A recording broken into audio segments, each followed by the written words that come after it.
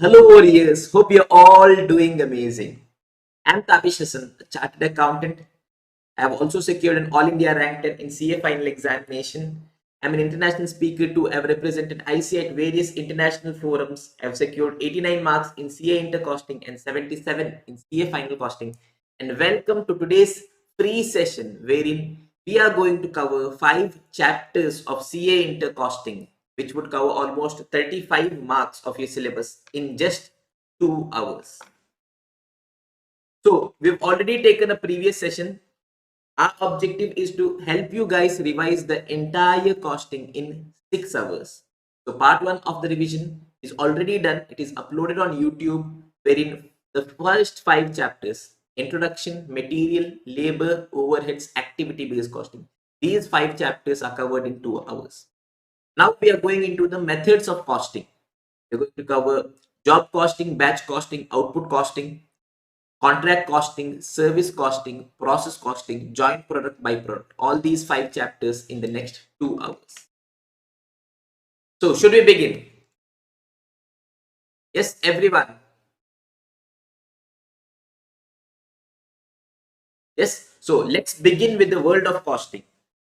We've discussed this already. Costing is a systematic process of ascertaining cost. Then we have discussed what are the elements of cost. We have direct material, direct labor, direct expense, and overheads. Then costing can be done for existing goods or services. It can also be done for new goods or services. For existing goods or services, I have already manufactured a shirt. What are my objectives? Firstly, I want to calculate what is the cost. Secondly, I would want to try and reduce my cost or control my cost. Yes, first is cost ascertainment, second is cost control. For cost ascertainment, we have the methods of costing, different methods of costing for different industries. We have job costing, we have contract costing, we have service costing, we have process costing, we have batch costing, we have output costing. And where in a process multiple products emerge, we use the technique of joint product by product to bifurcate the cost. Yes, for cost control, we have standard costing, budgetary control, and for decision making, we have marginal cost. This is the entire world of costing put in one single chart. So let's begin with a small, sweet, simple chapter: job costing, batch costing, output costing. On an average, 3 marks of question comes from this chapter in every attempt. Not a very important chapter. It falls in the C category. First, let's see the difference between job costing, batch costing, and output costing. Where is job costing used? It is used in jobbing industry where goods or services are provided as per the specific requirement of customer. Suppose I go to a furniture dealer, furniture manufacturer. I go to his place and I tell I want a big 12 by 12 table for conference purposes. It should have marble in it. This is how the seat should be there and everything. As per my requirement, he prepares a table for me and gives me. Suppose another person goes, he tells, I want a dining table for my family. Yes, a small dining table is enough. It's only for 4 people to have food. No need of glass. Plain plywood is sufficient. As per his requirements, he is preparing a dining table for him. So, as per the specific requirement of customer, there is this person, manufacturer, who provides goods or services. Yes. So, few examples. One is furniture manufacturer. One is the repairs of car. Furniture manufacturer, repairs of car, is printing of shirt are few examples. How do we maintain the records? Here we have to maintain the records job wise. The furniture manufacturer will tell to manufacture a table for Mr. Tabish. This is the amount of direct material I've used. This is the plywood I've used. This is the amount of wood I've used. This is the amount of marble I've used. This is the amount of cushion I've used. My labor has worked for so many hours. This is the direct expense which all I have incurred. Yes, add to that the over. What is special in job costing? Here, goods or services are provided as per the specific requirement of customer. There is no ready-made product. Yes, we are giving it as per the specific requirement of customer. How does ICA ask a question from this topic? ICA would ask us to prepare a cost sheet for the job. How do we prepare a cost sheet? It's very simple. We take direct material, direct labor, direct expense. We get the prime cost. Direct material and direct labor, direct expense. All these three things should be taken for the job. Yes. What is the direct material I have incurred for this job? What is the direct labor for this job? If there is any direct expense, we arrive at prime cost. Then we add factory overheads, admin overheads, selling and distribution overheads. We arrive at the total cost. We add profit. We arrive at the value of sales. Yes, this is what we have to do in job cost. Very simple. Next, we have batch costing. Where do we use batch costing? It is used in industries where goods are manufactured in batches or in lots.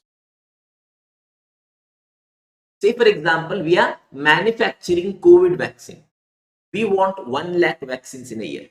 Do you think we are going to manufacture vaccines one by one, one by one? Yes, we set up our machine. We just manufacture a single vaccine. One time we set up a machine, the setup of machine itself is costing us 30,000 rupees. So we want to manufacture maximum COVID vaccines in that single batch. So what do? The moment we start a batch, we keep a batch quantity, we keep a target. In this batch, I'm going to manufacture 10,000 units of vaccine. Next batch, 10,000 more units. Yes, so it is used in industries where goods are manufactured in batches. Say, for example, medicines are manufactured generally in batches. We see in the medicine, batch number would be written. Yes. Most of the electronic goods, say our mobile phones or laptops, are manufactured in batches. Yes, for that matter, even our food items, they would also be manufactured in batches. Somebody is having a Lay's packet right now, they can just flip it and see batch number will be written. Yes, that is an identification of which batch it is produced. Yes, what is special in this? All items in a batch are identical. Yes, suppose in a batch we manufacture 1,000 units of COVID vaccine. Yes, unit number 1, unit number 10, unit number 100, unit number 1,000, unit number 1 lakh. Every unit is exactly the same because it is going through the same process, it is incurring the same cost. Every unit is identical. When every unit is identical, yes, how do we get the cost per unit? As suppose I went to the shop, I purchased 10 pens. All 10 pens are the same. I have paid 200 rupees in total. How do I get the cost per unit? It is nothing but total cost divided by number of units. Yes, it is 200 rupees by 10 pen, 20 rupees per pen. So we get the cost per unit as total cost for the batch divided by number of units in the batch. In exam, how ICAI can ask us a question? There can be two different questions. One is preparation of cost sheet. One more is calculation of economic batch quantity. Cost sheet is more or less the same. We take direct material, direct labor, direct expense, but here we take all of them for the batch. What is the direct material for the batch? What is the direct labor for the batch? What is the direct expense? We arrive at prime cost. We add factory overheads, we add admin overheads, we add selling and distribution overheads. We get the total cost for the batch. For the batch as a whole, to manufacture 10,000 units of vaccine, this is the amount I've incurred. We divide it by the units manufactured in the batch, we get the cost per unit. Is this clear? Yes. Next, we have the concept of economic batch quantity. This we'll discuss a bit later. We also have output or unit costing. It is used in industries where only one type of uniform goods are manufactured throughout the year. Yes, only one type of goods are manufactured. Yes, so it becomes very easy. What do? We maintain the total records, we take the total cost, we divide by number of units, we get the cost per unit. Yes, we have industries which use our electricity industry.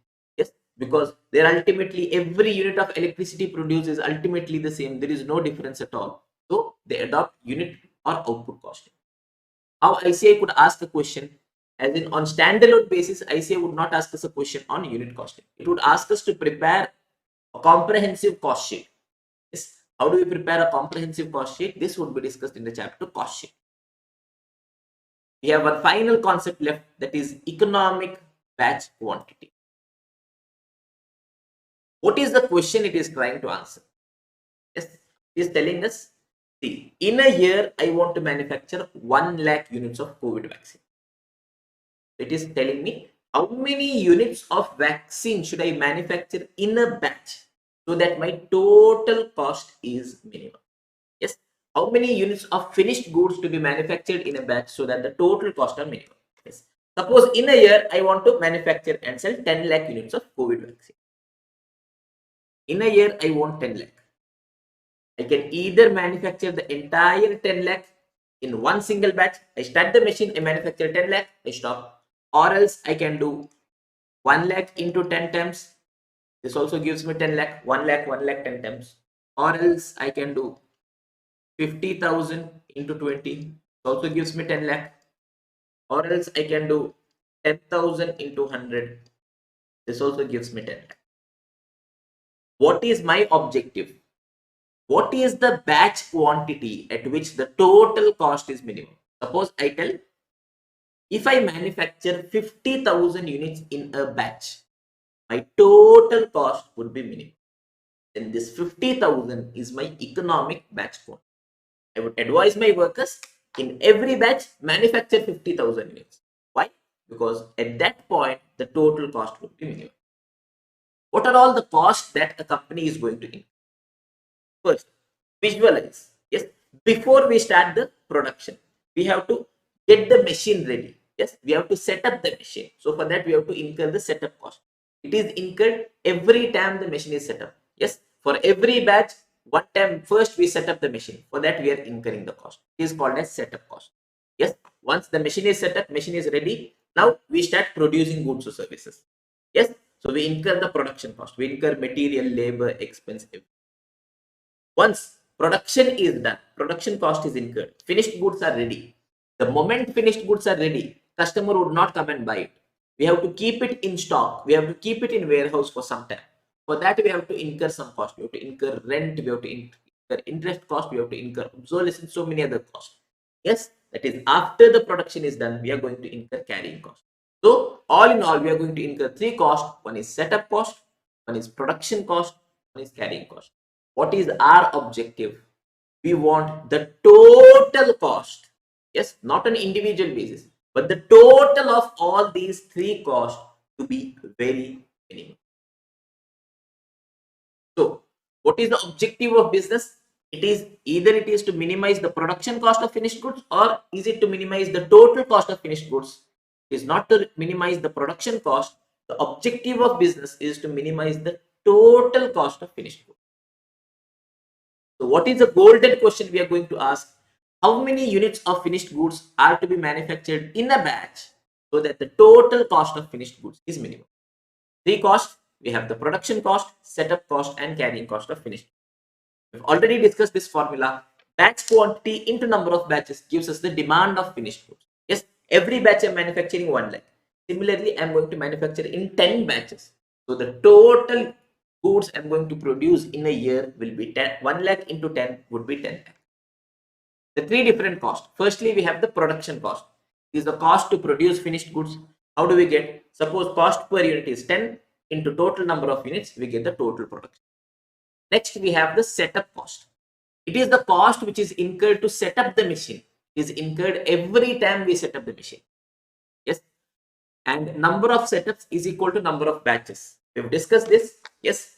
Every batch starts, I set up the machine. First, I set up the machine. Then I start production. Yes, it goes on till the end of the batch. Again, for the next batch, again I set up the machine. Again, I do the production. It goes on till the end. So now let's see how do we calculate number of setups and what is the setup cost. Setup cost is simple. If we know what is the cost per setup, suppose to set up the machinery one time, I'm incurring 30,000 rupees. Yes. So if in a year I'm setting up the machinery 10 times, I know it is 30,000 per setup into 10 setups. It is 3 lakh rupees. Now let us see. Total demand of finished goods is 1 lakh in a year. Yes. First scenario, my batch quantity is 10,000. Second scenario, my batch quantity is 50,000. How many times I should set up my machine? Yes, my demand is 1 lakh. Yes, my batch quantity is 10,000. 10,000, 10,000, 10,000, 10,000, 10 times. In 10 batches, I'm manufacturing the good. So 10 times I have to set up the machinery. So suppose the cost per setup is 10,000. It will be 10,000 into 10 is 1 lakh. Suppose my batch quantity is 50,000. 50,000 once, 50,000 next time. Yes, in two batches, I'm going to produce the entire demand of finished goods. So what is the cost I would be incurring? 10,000 into 2 rupees 20,000. So setup cost is nothing but cost per setup. How much is it for one setup into number of setup? And how do we get the number of setups or number of batches? It is nothing but the annual demand of finished goods divided by batch quantity. Yes, in a year, I want 1 lakh units of vaccine divided by, in every batch, I manufacture 10,000 units of vaccine. So I have to manufacture it in 10 batches. Yes, so I have to set up my machine 10 times. Let us look at an interesting relationship. Yes, when the batch quantity increases from 10,000 to 50,000, number of setups decreases. And when number of setups decreases, the setup cost also decreases. So there is an inverse relationship. When batch quantity increases, number of batches decreases, and accordingly the setup cost also decreases. So we have an inverse relationship. Next, we have the carrying cost. What is it? It is the cost of holding finished goods in stock. The moment finished goods are manufactured, till the time they are sold, you have to incur warehousing charges, you have to incur rent, you have to incur the interest cost, you have to incur if anything gets lost. Yes. So all those charges would be included. It is called as carrying cost. How do we get the total carrying cost? Yes, carrying cost is generally given for 1 unit. It is generally given as a percentage of production cost.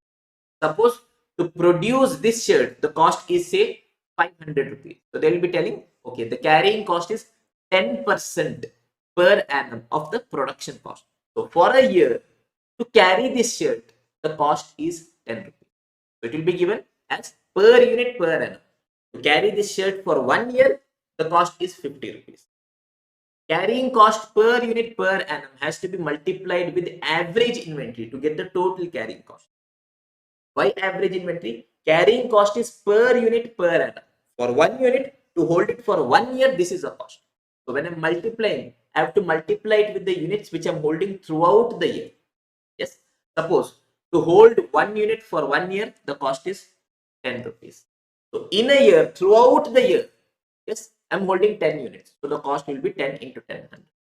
If I have 10 units, but I have held them only for 6 months, then I cannot do this. I have to do 10 into, yes, 10 into 6 by 2. Yes, that would be 50 rupees. So what I'm multiplying it with the units which I'm going to hold throughout the year.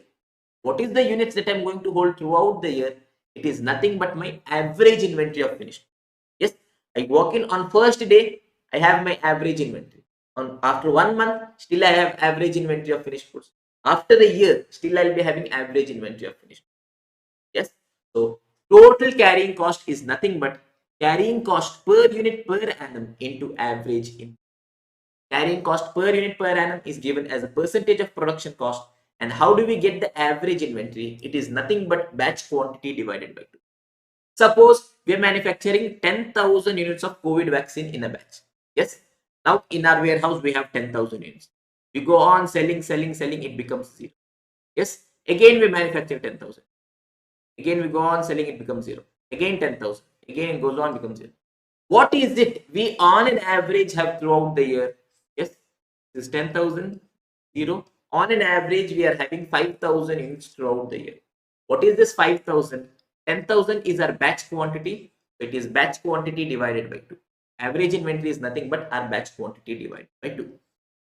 Now let us look at the relationship between carrying cost and batch quantity. Yes, so total carrying cost is nothing but carrying cost per unit per annum into average inventory. Suppose the batch quantity is 10,000. So average inventory would be 10,000 divided by 2, 5,000.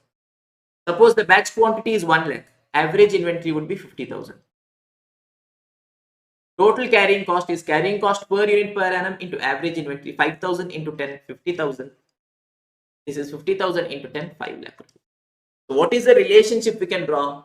When the batch quantity increases, average inventory increases. And when average inventory increases, carrying cost also increases. So we have a direct relationship between batch quantity and carrying cost. Yes, setup cost, we have an inverse relationship. Carrying cost, we have a direct relationship. Everything is clear till now, students? Yes. Now let us go into calculation of economic batch quantity. First, we have the graphical method. Yes, we tell setup cost, we have an inverse relationship. As and when the batch quantity increases, setup cost decreases. This is a setup cost. Carrying cost, we have a direct relationship. As and when the batch quantity increases, the carrying cost. we have this point. Yes, we can take the total of both the cost, total of carrying cost and setup cost. It would come like go on decreasing, 1 point be minimum, and then go on increasing. At this point, wherein setup cost is equal to carrying cost, the total of the cost would be minimum, and this batch quantity, this particular batch quantity is called as economic batch quantity. Suppose here the batch quantity is 5,000 units. We'll be telling in every batch we have to manufacture 5,000 units of finished. Yes, this is how we arrive at economic batch quantity using the graphical method. One important thing to be kept in mind, at economic batch quantity, the total setup cost will be equal to the carrying. Yes, next we also have the calculation of economic batch quantity using the formula method. Yes, what is the formula? It is nothing but economic batch quantity is square root 2ds divided by C. We've discussed the derivation in our fast track class. We're not looking into the derivation right now. Yes, but what is this D, S and C? D is the annual demand of finish. S is the cost per setup. Yes, and C is the carrying cost per unit per annum of finish. So we write economic batch quantity is equal to square root 2ds divided by C, where D is what, S is what, C is what, then go on so. Yes, so one final concept. Yes, students would have learned EOQ, economic order quantity. Students would have learned EBQ, economic batch quantity. But 99% students won't know what is the difference between EOQ and EBQ. Yes, most of them won't even know that there is something called as EBQ. They would say it is just EOQ. Right? So what is the difference? Let us try to have it.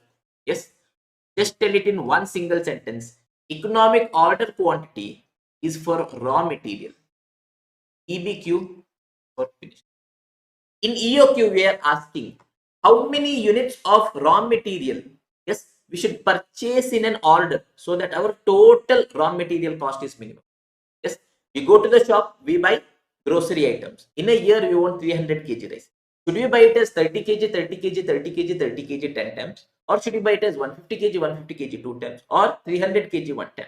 How many units of raw material to buy in an order so that the total purchase, total raw material cost is minimum? What is the question we are asking in economic batch quantity? How many units of finished goods to be produced in a batch so that the total cost is minimum? Yes. So we want to manufacture 1 lakh vaccines in a year. Should we manufacture 10,000, 10,000, 10,000, 10 times or 50,000, 50,000 2 times? What should we do? What are all the costs we have in EOQ? We have purchase cost of raw material, ordering cost and carrying cost of raw material. Here we have the production cost of finished goods, then we have the setup cost, then we have the carrying cost of finished goods. What is the formula for EOQ? It is square root 2AO divided by C, where A is the annual demand of raw material, O is ordering cost per order, C is the carrying cost per unit per annum of raw material. EBQ is square root 2ds divided by C, wherein D is the annual demand of finished goods, S is the setup cost per setup, C is the carrying cost per unit per annum of. What is the ultimate outcome? In EOQ, we get the order quantity at which the total raw material cost is made. We tell every time we go to the shop, we have to go and buy 30 kg. That order quantity, our total cost is made. What do we get in EBQ? We get the batch quantity at which the total of setup cost and carrying cost is minimum. We tell we have to manufacture 5,000 units in a batch so that our total cost will be. Is this clear, students? With this, we've finished the chapter unit costing, job costing, batch costing. Everyone, should we proceed to the next chapter? So let's go to the next chapter, contract costing. Yes, on an average 6 marks from every attempt. This chapter falls in the B category. Sometimes question of up to 10 marks may arise. It's always good we are ready and prepared for this chapter. Yes, firstly, let's look into the basics. When do we use contract costing? Yes, it is used by a contractor. Suppose I am a contractor who is preparing, yes, who is building a home for one of my customers. Yes, to know what is the cost for this construction, what is the profit I've earned, and what is the total revenue I'm getting, I would be using contract costing. Yes, so one main thing is Here also goods or services are provided as per the specific requirement of customer, right? Suppose I have a customer who wants a two bedroom home. I cannot tell him, yes, I'll build you a 3 bedroom home, yes, facing the sea, yes, in the prime location, the bedroom will be like this and all of that. Yes, what customer wants, ultimately that is the only thing I am here to provide. Yes, so here also goods or services are provided as per the specific requirement of customer. So now a question comes. In job costing also we have told as per specific requirement of customer. In contract costing also we are telling it is provided as per specific requirement of customer. So what is the difference? Yes, the difference lies in the duration. Yes, jobs are generally short term in nature. Yes, they are generally for a period up to 1 year. Contracts are generally long term in nature. They are for a period more than 1 year. Yes, so a contract is just a job, but it is for a period more than 1 year. So what happens in a contract is for 3 years the revenue is 10 crore. Yes, so what I have to do? This revenue I have to apportion between the 3 years. Yes, revenue needs to be apportioned, cost needs to be distributed, profit has to be apportioned between the 3 years. But in job costing, that is not required. It is very simple. It happens in this year, ends in this year. So we are not looking into profit apportionment. So two main differences. Job costing is generally for a duration up to 1 year. Contract costing is generally for a period greater than 1 year. Yes. Because it is for a period greater than 1 year, profit apportionment is required here, but it is not required in job costing. Clear? Now, how do we maintain the records? We maintain the records contract wise. We tell for contract number 1, this is the amount of cost we have incurred. Yes, contract 2, this is the resources used, this is the cost incurred, this is the material used, this is the amount of hours labor has put in. Yes, so we prepare all the records, we maintain the records contract wise. Now, how do we get the cost, profit, and revenue? We prepare a contract account for every contract. Now, getting into the basics of contract account. How does a contract account work? Yes, the golden rules of accounting. In the debit side, we put all the expense.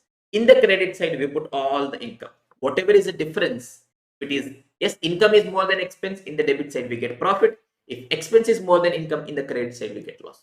As simple as that. Yes. Again, in the credit side, we are also going to put the reduction of expense. Suppose we purchased material for 1000 rupees. Out of that 100 rupees material, we want to return. How can we write?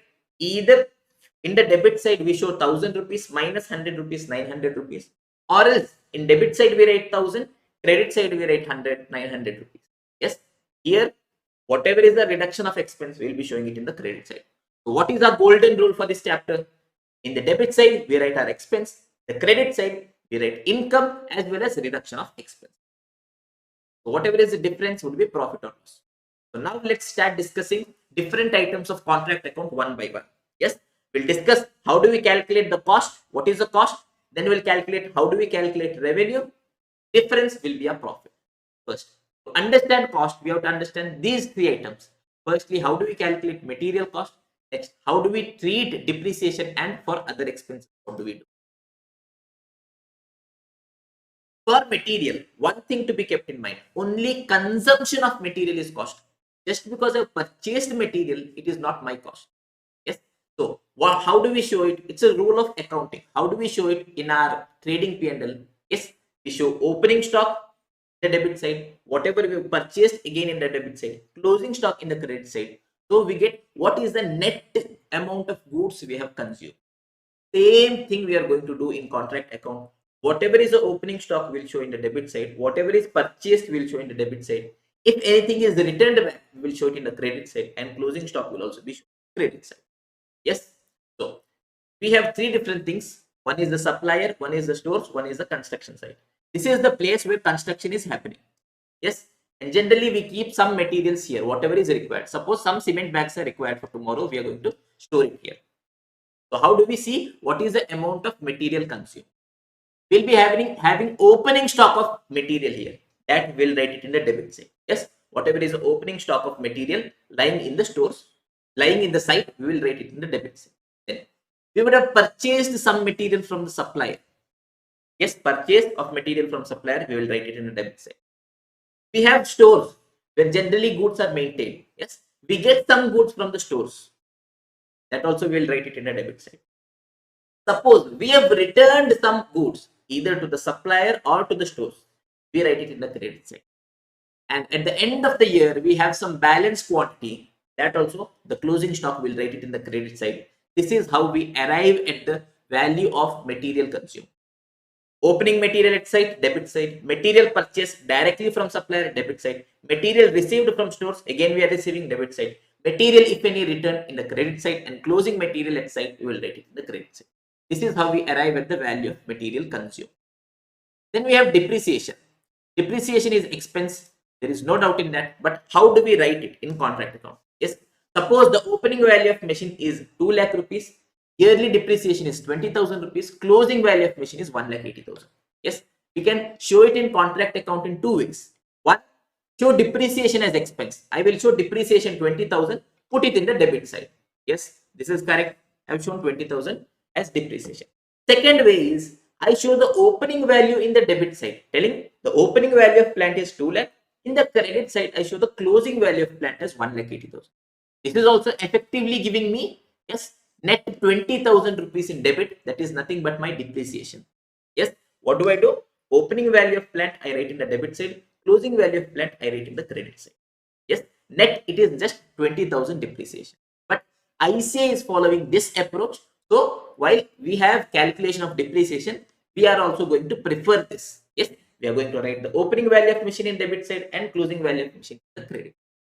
For all other expenses, if it is expense, we write it in the debit side. If it is any income or reduction of expense, we are going to write it in the credit side. Clear?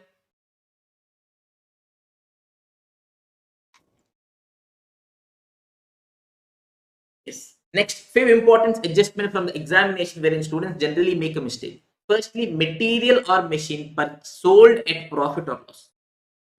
Suppose we have purchased material for 10,000 rupees and we have sold it for 12,000 rupees. We have a profit of 2,000 rupees. In contract account, we just want the profit from the contract. Yes, I'm constructing a building. From constructing this building, what is the profit I've received? I don't want any other profit. Yes, to vary my profit I'm getting here. So what I will do, whatever is the profit I'm getting here, I will transfer it to costing. Telling this is the 2,000 rupees profit which I've received. I'm transferring it to costing. Clear? This is what we have to do if material or machine is sold at a profit or loss. Next, if one machine is used for multiple contracts, suppose we have a JCB which we are using for construction of mall, for construction of bridge, for construction of road, everything. So now, how do we distribute the depreciation of JCB to mall, to bridge and road? Yes, two steps. Firstly, we calculate what is the total depreciation per annum. Suppose the total depreciation per annum is say 1 lakh. Based on that, then we get the proportionate depreciation. Telling, okay, 1 lakh is the total depreciation. For mall, it was used 100 days. Totally, we have worked for 300 days. So it comes to 33,330. Yes, this is how we get the proportionate depreciation if one machine is used for multiple contracts. Hope it is clear.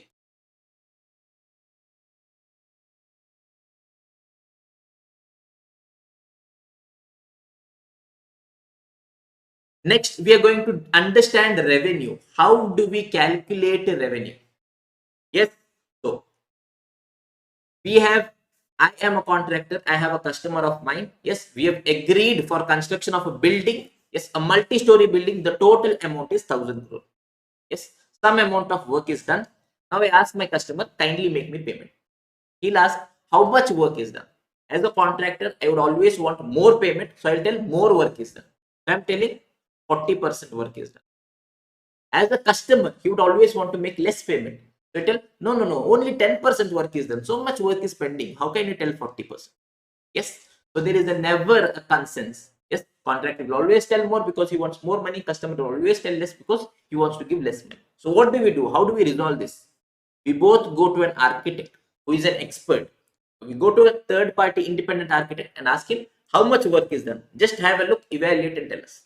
So he has told, okay boss, 30% work is done. Yes. Once architect has given us a certificate telling this is the amount of work done, then only then we can recognize it as a revenue. Clear? So first, let's look at the basic terms.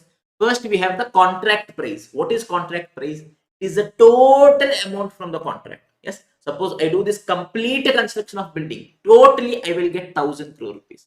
This is my contract price. Next, work certified. Yes, what is work certified? It is the value of work as certified by architect. We both went to architect. He told us 30% work is done. Yes, that is the amount of work certified. And once the work is certified, it becomes revenue. Yes, suppose work certified is 30%. I'll tell my revenue is 30% of 1000 crore. It is 300. What is work uncertified? Yes, it is work which is done, but for which certificate is not received. Yes, it is expense from the date of work certified till the end of financial year. Yes, we went to an architect, he gave us a certificate for 30%. After that, till the end of financial year, for 2 more months, we went on 31st of January. For 2 more months, we have done the work. But at the end of financial year, we did not go back to the architect. We told after 2-3 months, let us go to him. Yes, now work is done, but no certificate is received. Because no certificate is received, we cannot recognize revenue. Yes, no revenue can be recognized for the work which is uncertified. Yes, but if you don't recognize revenue, see what is the problem we are going to face. Yes, in a contract account, the cost will be showing for all 12 months. Yes, the cost is incurred for all 12 months. Every cost will be put in the debit column. But in the credit side, the revenue, yes, the work certified, it is only for 10 months. Cost is for 12 months, revenue is for 10 months. It would not match. So what we'll have to do? See, suppose work certified for 10 months, after that 2 months of work uncertified.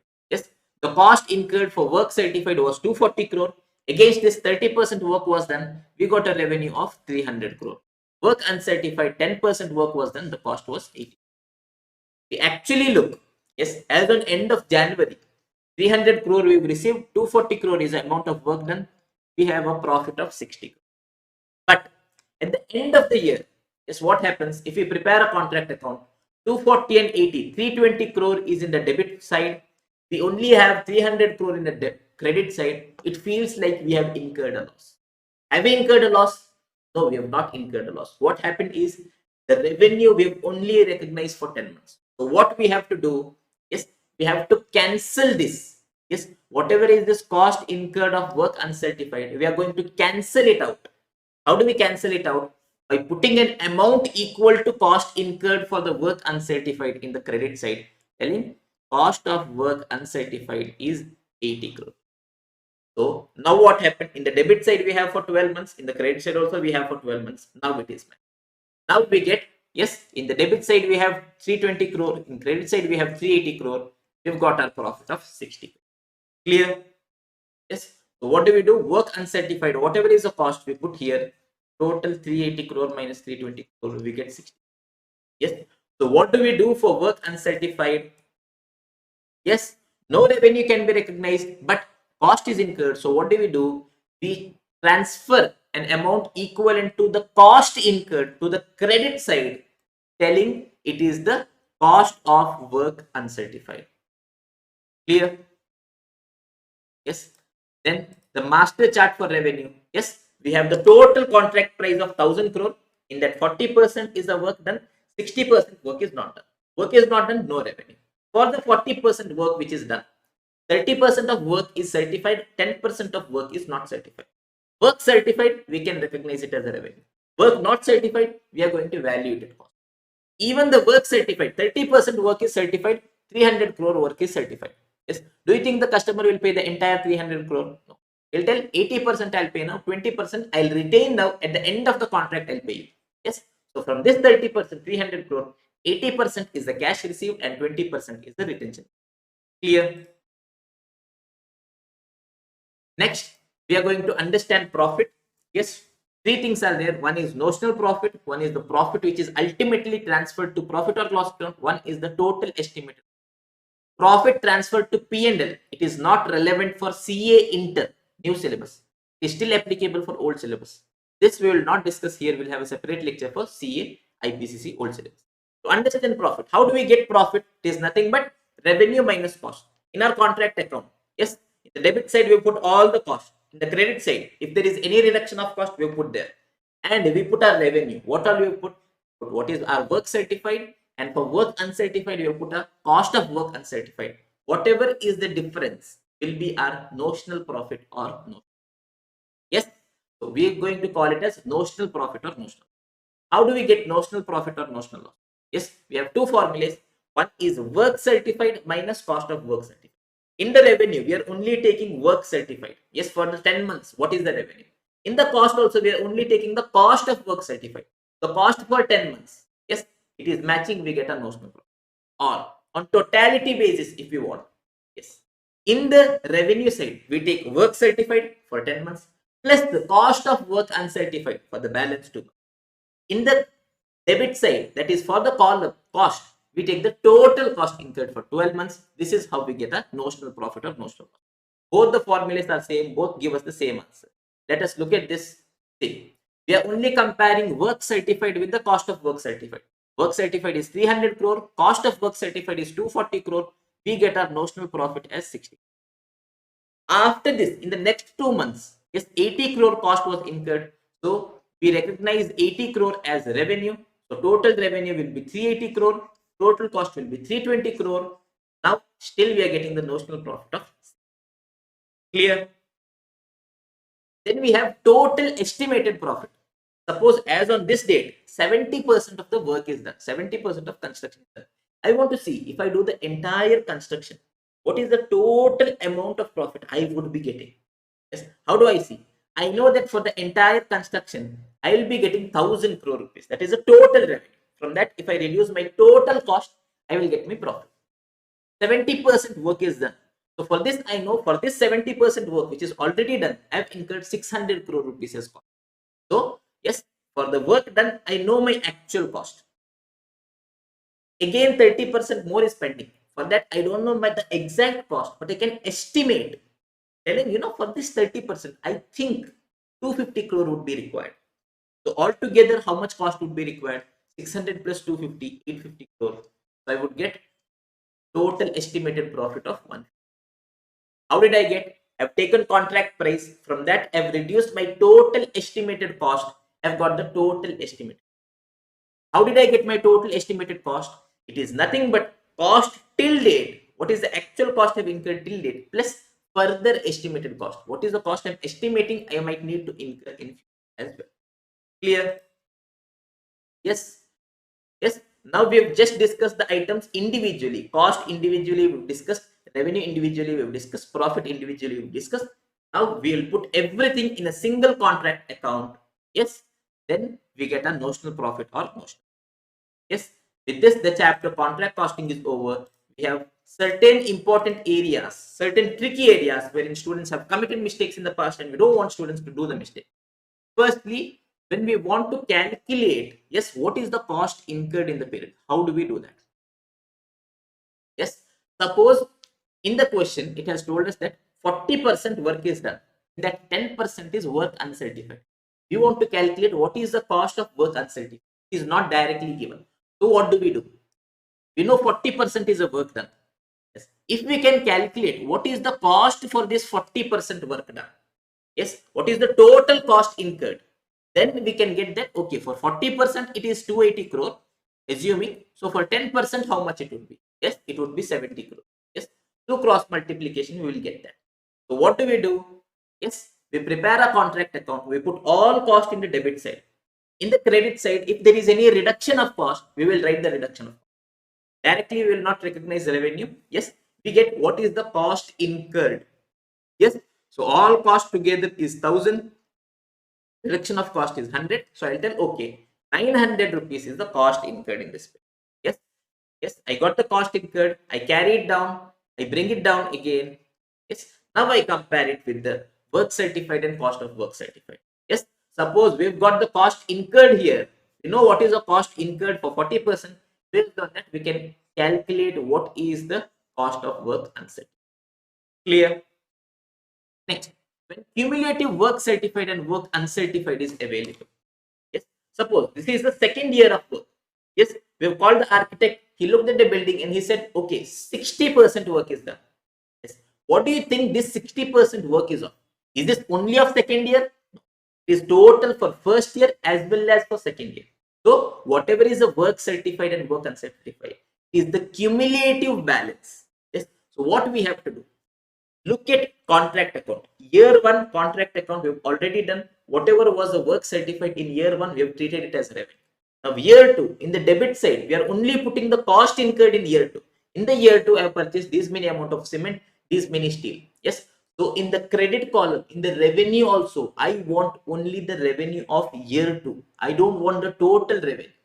So suppose at the start of the year, yes, that is last year, we have recognized 300 crore as work certified and 80 crore as work uncertified.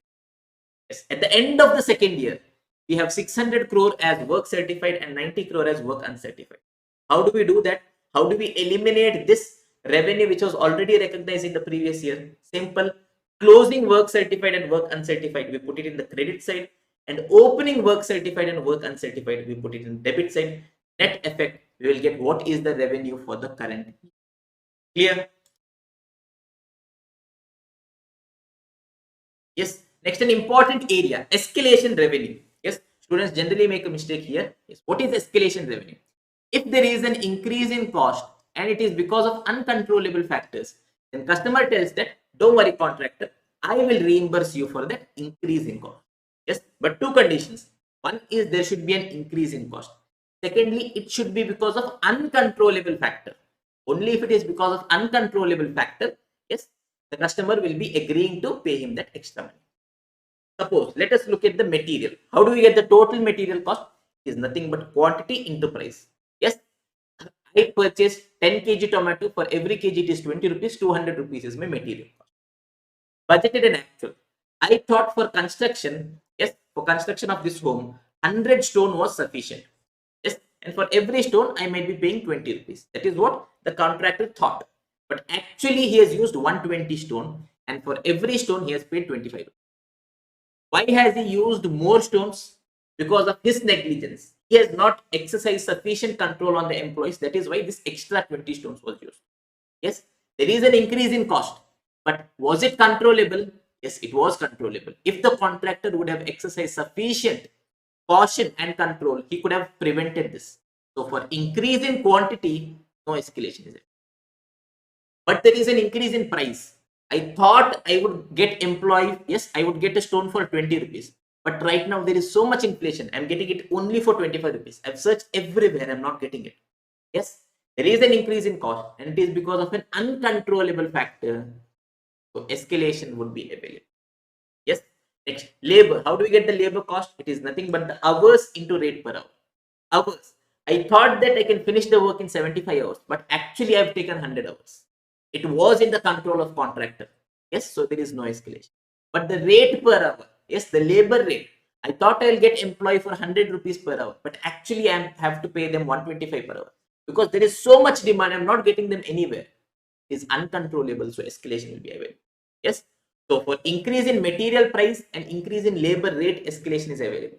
Increase in material quantity and increase in labor hours, escalation is not available. How do we get the total escalation? In material, yes, the customer is telling how much extra you've incurred per stone. I tell for every stone I've incurred 5 rupees extra. Yes, so it is extra difference in price, 5 rupees extra for every stone into standard quantity. Yes, why standard quantity? Why not actual quantity? Customer is telling you could have finished the work in 100 stones. Why you have taken 120 stones? It is because of your negligence. So for your negligence, I won't pay you. I will only pay you for the standard quantity. You could have finished the work in 100 stones. So for this 100 stones, whatever is the extra cost, I will pay you 5 rupees. So 5 into 100 is 500. It is the difference in price into standard quantity. Understand the logics. Formula will come by itself. For labor, what is it? Yes, customer is asking how much extra you had to pay. I'll tell for every hour I had to pay 25 rupees extra. Yes, like this I've paid for 100 hours extra. Customer will say 100 hours, don't tell me. Yes, 100 hours is because of your negligence. You could have finished the work in 75 hours soon. I will pay you only for the standard hours. I will pay you only for the 75 hours. Because over and above that, it is because of your negligence. So 25 rupees per hour into 75 hours, I'll pay you. Yes, this is how we get the escalation for labor. Yes, then we have adjustment of outstanding and prepaid items. Suppose, yes, what we want is the cost incurred, not the cost paid. Suppose there is some outstanding item at the end of the year, we will add it. Suppose there is some prepaid. Yes, this year's cost was 7,000, but I paid 9,000 in advance. Yes, totally. What I'll do? Prepaid I will reduce. But this is at the end of the year. If I have it at the start of the year, it will be reverse of this. If I have outstanding, I will reduce. If I have prepaid, I'll add. Yes, with this, we have finished the chapter contract costing. Yes, everyone. Now let's move to the next chapter, service costing. One of the most important chapter from the exam perspective. Every attempt we have a 10-mark question. Yes, the average marks is 10 marks from this chapter. This chapter undoubtedly falls in the A plus category. We'll have to look at this chapter in detail. Yes, this chapter, to be very frank, is very simple, very logical. Yes, unless we make it complicated. Yes, logics and being present in the moment is very much required for this chapter. Firstly, let's start with the basics. It is a method of costing. When do we use it? It is used to ascertain the cost of providing services where the services are general in nature. Yes, whenever we are providing services, plus that services are general in nature, we adopt service cost. Let's compare job costing, contract costing, and service costing. In job costing, an element of service was involved. Batch costing also, in contract costing also, an element of service was involved, because we are providing goods or services as per the specific requirement of customer. We are not providing them something which is general, ready-made. Yes, so an element of service is involved in job costing also, in contract costing also, and service costing is also services involved. So when do we apply job? When do we apply contract? When do we apply service? If services are specific, it is based on specific requirement of customer, then it is either job or contract. If it is for a duration up to 1 year, we adopt job costing. If it is for a duration more than 1 year, we adopt contract. If we are providing general services, we are providing specific services, we have job costing, contract costing. If the services are general in nature, then we adopt service cost. Suppose passenger transport. I go in the bus, you go in the bus, my friends goes in the bus. It is the same service to everyone. It is a general service. So we adopt service cost. The entire chapter of service costing will get over in 3 golden questions. If we know the answer to these 3 golden questions, we know everything in service. What are the 3 golden questions? First, what is the total cost? Yes. Second, what is the unit of measurement? Third is how many units of service are provided. Yes, we'll give you one small example. Suppose, yes, we manufacture apple, the best Kashmiri apple. How do I get the cost per kg of apple? I want the cost per unit ultimately. First, I ask, what is the total cost I've incurred? I say, I've incurred 1 lakh total cost. Second, what is the unit of measurement? How do I want the cost as? I say, I want the cost per kg of apple. Yes, or it can be per basket of apple or per piece of apple. Yes, anything. Right now, I'm telling I want the cost per kg of apple. This, what is the unit of measurement? Third, I ask, how many units of, yes, how many units of goods or services are provided? How many kg of apple you have manufactured? 1000 kg. So now I get the cost per unit as 1 lakh by 1000 kg, 10,000 1 lakh. It is 100 per kg. Similarly, cement. I have incurred a total cost of 1 lakh rupees. I ask, how do we want the cost? I tell, I want the cost per bag of cement. 1 bag of cement, how much it is? Then I ask, how many bags of cement you produced? They tell it is 500 bags. Now I get the cost per kg, cost per bag of cement as 1 lakh by 500 bags is 200 per bag of cement. Suppose, yes, we are manufacturers of car. We have incurred 10 lakh rupees. How do I want the cost? I want the cost. What is the cost per car? I ask, how many cars you have manufactured? 2 cars. How do we get 10 lakh by 2 cars? It is 5 lakh per car. Yes. So if we have answer to these 3 questions, we get the cost per unit. What is the total cost? What is the unit of measurement? How many units of goods or services are provided? Yes. Let us have a look at every question slightly in detail. First question, what is the total cost? 2 things to be kept in mind. Firstly, ensure uniformity of data. Yes, giving you an example here. This is an example of passenger transportation. Yes, we're transporting the passenger. Question may give us data in different ways. Suppose question is telling, okay, company has 10 buses. Petrol cost is 109 per liter. Cost is given for 1 liter. Salary is 1500 per month. For 1 month, what is the cost? It is given. Toll is 25 per trip. For 1 trip, what is the cost? It is given. Repair is 500 rupee per bus. For bus, what it is given. Ultimately, when we calculate the total cost, we need to convert everything into one base. Suppose I'm asking, how do I want to calculate the cost? Suppose I tell, I want to calculate the cost for 10 buses for 1 year. Petrol cost. What is the total petrol cost for 10 buses for 1 year? Salary cost. What is the salary cost for 10 buses for 1 year? What is the toll cost for all 10 buses for 1 year? What is the repair cost for 10 buses for 1 year? Yes. So all the data has to be converted into a uniform base. Yes. This is one area wherein students generally make a mistake. Secondly, sample cost sheet format. Okay, we have all items of cost. How do we present them? Yes, for service costing, we bifurcate the cost as fixed, variable, and semi-variable. That is, we write what is the standing charges, that is fixed cost, we write item by item. Next, what is the running charges, what is variable cost, we write item by item. Next, what is the maintenance charge, that is a semi-variable cost. Say, for example, repairs and maintenance. Yes, we write it item by item. We get the total cost. Yes, so how do we get the total cost? It is clear. Two things. Remember to maintain uniformity of data. Secondly is the cost sheet format. Second, what is the unit of measurement? Generally, in service sectors, composite units are used. What is composite units? Wherein more than one factor is applicable together. Say, for example, I have gone to a hotel. Yes, I asked the hotel person how much it is. He is telling 2000 rupees. For 2000 rupees, can I stay in the hotel for as many days as I want? It is just for 1 day. So the cost depends on number of days we are there. Okay, it is for 1 day. For 1 day, can I stay in how many ever number of rooms I want? Morning, I stay in room number 101, afternoon in room number 103, evening in room number 107. It is only for one room. So it is for one room for 1 day. So the two factors which depends the pricing. One is number of rooms, one is number of days. So based on that, we give it a composite name. Yes, rooms increases, cost increases. Number of days increases, cost increases. Yes, we merge both and we give it a composite name, room days. Yes, number of rooms into number of days. Passenger transport. Yes, number of passengers increases, amount increases. Number of kilometers traveled increases. Still also the amount increases. So we have given a composite name, passenger kilometer.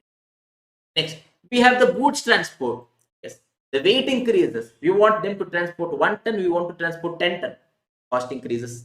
Yes, the distance increases. Yes, just for 10 kilometers or for 1000 kilometers, the amount increases. So two factors. So together it is called as 10 kilometers. And for hospitals, yes, number of patient increase, the amount increases. Number of days increases, still the amount increases. So together we have given it a name, patient day. Clear? These are generally the units of measurement for every industry. Yes, every industry in the service factor. We can go on looking. Third and one of the most important question is how many units of service are provided? Yes. Firstly, we have to consider only the effective services provided because ultimately only effective services brings us the revenue.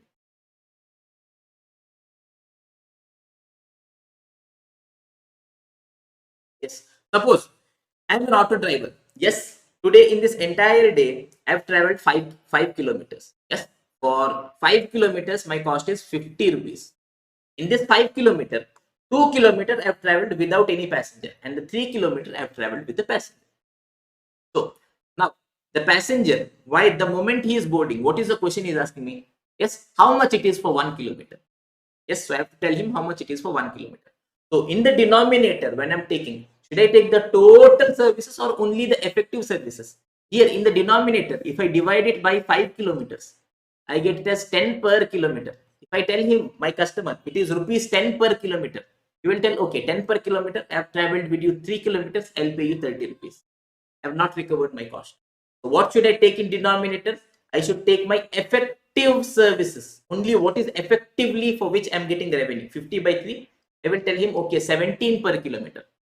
Now, 17 rupees per kilometer into 3, I am in a position to recover my revenue. Clear? So, whenever we are taking, yes, the units of service provided, we should only take the effective services because ultimately only from the effective services we are getting the revenue. Second, equivalent service. If service provider is providing more than one category of service, then we will have to calculate the equivalent units. How do we calculate the equivalent units? It is based on the ability to generate revenue. Yes, in what ratio we are getting revenue, in that ratio we will calculate the equivalent unit. Again, a simple example. Yes, suppose we are a hotel. Yes, In the hotel, we have one single room, one double room. Yes, the cost for one day is 1000 rupees. Yes, for a single room, we charge 1000 rupees. For a double room, we charge 2000. Yes.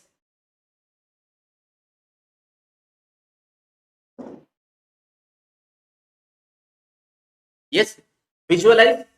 We have one single room, one double room. Only that, nothing else we have in the hotel. Yes, the cost for one day is 1000 rupees. For a single room, we charge 1000 rupees. For a double room, we charge 2000. How do we distribute the cost? Yes, option number one is 1000 rupees for divided by two rooms. Yes, we are not saying if it is single room or double room, it will be 500. Yes, it would be slightly partial because even for single room, we are telling 500 rupees is cost. For double room also, we are telling 500 rupees.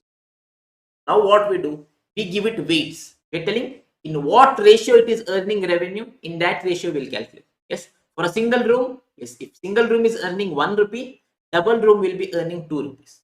Yes, single room is earning 1 rupee, double room is earning 2. Like that. What is the equivalent number of single rooms? Yes, it is one single room here, and we have one double room which is giving me revenue of two single room. Yes, I sell one double room, I get 2000 rupees. I sell two single room, I get 2000 rupees. It is giving me revenue of two single room. So I tell all together I have three single rooms.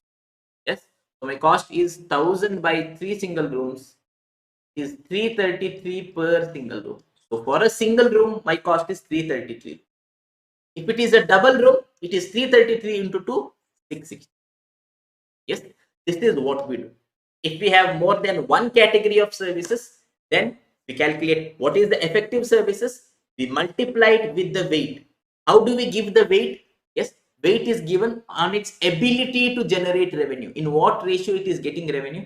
In that ratio, we give it weight. Based on that, we calculate the cost per unit and accordingly proceed further. Is it clear, everyone? Yes. With this, effectively, the entire chapter of service costing is over. The entire chapter is only on three questions. What is the total cost? Ensure uniformity of data, cost sheet format. What is unit of measurement? Generally, composite units are used. Next, how many units of service are provided? Firstly, ensure we take only effective services provided. Secondly, if we have more than one category of services, calculate the equivalent services provided. I'll give you one simple example. Suppose the total cost in hotel is 1 crore rupees. Yes, fare per day. For a deluxe room, it is 2500. For super deluxe, it is 5000 rupees. So the weight will be, if I'm getting 1 rupee here, it is 2 rupee here. Effective room days, 6000 room days in deluxe, 2000 room days in super deluxe. So 1 into 6000, it is 6000 deluxe room days. 2 into 2000 is 4000 deluxe room days. Equivalent. Yes, altogether it is 6 plus 4 is 10,000 deluxe room days. Yes, I take 1 crore by 10,000 deluxe room days. Yes, 10,000, 1 lakh, 10 lakh, 1 crore. It is 1000 per deluxe room day. Yes, for one deluxe room for one day it is 1000 rupees. So for super deluxe room, it is 2 times of that, it would be 2000. Clear, everyone? Yes. Now let us have a small look into the different industries. Firstly, we have the passenger transport industry. First, what is the unit of measurement? Depends on number of passengers, number of kilometers. So we have given it a common name, passenger kilometer. Secondly, how many units of service are provided? How many passenger kilometers are provided? How do we calculate? Simple. We see what is the number of passengers into what is the kilometer. We get the passenger kilometer. Simple. We have a very long formula. There is no need for us to by heart it. Yes, if you know what is the logic, simply we can calculate. Yes, we have illustration 2, page 12.9. Let's just have a look. See, how do we calculate the passenger kilometer? See, a transport company has 5 buses. Okay, the distance between two places is 40 kilometers. Seating capacity of every bus is 40 passengers. Yes, the data is available for April 2020. In April, we have 30 days. Yes, all these data are available. And then what question is telling? Yes, actual passengers carried was 75% of seating capacity. Even though I have 40 passenger seating capacity, on an average, I only had 75%. All 5 buses run on all days for a month. Each bus has made 1 round trip per day. We have to calculate the cost per passenger kilometer. Let us look. Yes, we can add all the cost, not an issue. Let us see how do we get the passenger kilometer. Look into the data. Let us try visualizing the data. Yes, we have 5 buses with us. Okay, bus is going from point A to point B. The distance is 40 kilometers. Okay, so what every bus is doing is every bus is taking one round trip. What does a round trip mean? From here I am going 40 kilometers to B. From B again I am coming 40 kilometers. Yes, like this. How many days it is doing? It is doing for 30 days in a year. So how do I calculate the total distance traveled? Yes, is nothing but 40 kilometer. One side, one bus is going 40 kilometers. Like this, 2 times it is going. Yes, from A to B 40 kilometers, from B to A 40 kilometers. Only this much it is doing in a day. Like this, it is doing for 30 days in a month. Yes, this was only for one bus. One bus does 80 kilometers for 30 days. Like this, we have 5 buses. Yes, so what we got is nothing but, yes, distance per side. Yes, 40 kilometers per side into number of single trips. Yes, we've taken 2 single trips in a day. Yes, 80 kilometers we've got into number of days. If you want for a month, number of days in a month. If you want for a year, number of days in a year. Yes, into number of buses. We have 5 buses. Yes, we've got the total kilometers. Now we want the passengers. Yes, question had told us that the seating capacity is 40 passengers. Yes, but on an average, only 75% is occupied. So 40 passengers into 75%, 30 passengers. The seating capacity into percentage occupied. Yes, we've got the number of passengers, effective passengers. We've got the number of kilometers. We multiply, we get the passenger. As simple as that. At the outset, it looks such a big formula, but there is no need to even try to by heart the formula. We can develop everything by ourselves. Next, we have the goods transport service. Yes. First, what is the unit of measurement? It varies on number of tons, number of kilometers. We call it ton kilometer. How do we calculate ton kilometer? It is nothing but number of tons into number of kilometers. Suppose from point A to point B, yes, the distance is 10 kilometers. Yes, and while going from point A to point B, the lorry has a capacity of 10 ton. Maximum it can carry 10 ton. While going, it has used 100% of its capacity. While coming, it has used only 75% of it. How do we calculate the total ton kilometer? Our outward journey. Yes, 10 ton into 100%. Complete 10 ton was used into 10 kilometers. We got the 10 kilometer. While coming back, again it is 10 kilometer into, but the capacity we've used is just 10 ton into 75%, only 7.5 ton. Just 100 plus 75, we've got total 175 ton kilometer. Clear? Then we have the concept of absolute ton kilometer and commercial ton kilometer. What is this? Yes, suppose we are going from point A to point B to point C. This is the kilometers and this is the ton. Absolute ton kilometer is nothing but the exact ton kilometer. We tell, okay, from point A to point B, it was 15 kilometers into 10 tons. Plus from point B to point C, 20 kilometers into 5 tons. Plus point C to point D, whatever is actual. Point D to point E. Yes, we go on doing it. Yes, we calculate what is the exact ton kilometer. Yes, so absolute ton kilometer is nothing but the total of weight into distance. Yes, A to B, what is the weight, what is the distance? B to C, what is the weight, what is the distance? Exact we calculate. Yes, whatever we have calculated. What is commercial ton kilometer? Yes, suppose our truck is going from Kashmir to Kanyakumari. It is going to so many different points. At different points it is stopping. We ourselves don't know how many tons we have. We are dropping it at this point, how much ton we have right now. Yes, the calculation is very difficult. So what we do for commercial ease, what we tell is, don't worry so much. Take the total kilometer travel. Yes, we know what is the total kilometer travel. Yes. Multiply it with the average weight. We get the commercial ton kilometer. How do we get? It is total distance into average weight. We get the commercial ton kilometer. We tell the total kilometer is 15 plus 10. It is 15 plus 20. It is 35 kilometer. The average weight is 10 ton plus 5 ton divided by 2 is 7.5 ton. We multiply. We get the commercial ton kilometers as 262.5 ton kilometers. Suppose, a small example, suppose we have hosted a party at our home.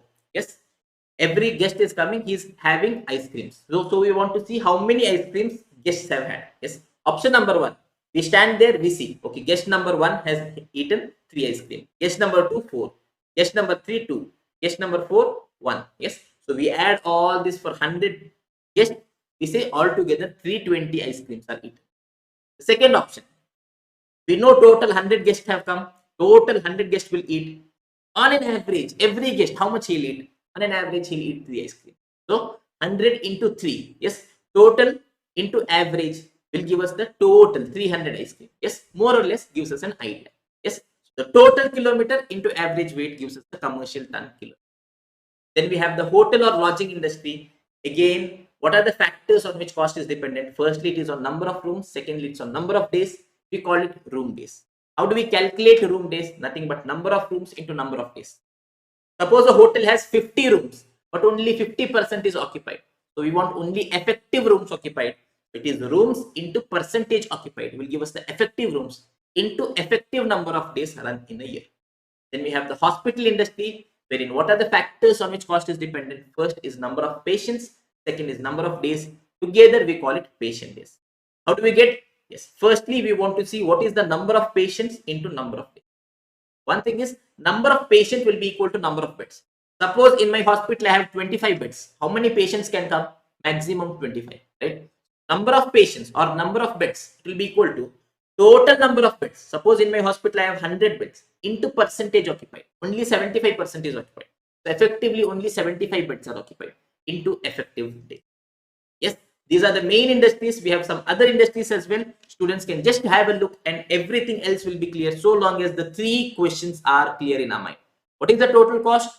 How many units of service are provided? Yes, and next, what is the unit of measure? Very important things wherein students generally make a mistake. First is single trip versus round trip. Yes, from A to B, the distance is 50 kilometers. Single trip means from A to B, what is the distance? 50 kilometers. Round trip means from A to B we go, and again from B to A we return. What is the total distance? So A to B is 50, B to A is again 50, total will be 100 kilometers. So be aware of the wordings used in the question. Next, when an item of cost is given as percentage of sale, suppose in a bus, they are telling commission to driver is a 10% of revenue. Yes, again they have told profit is 15% of revenue.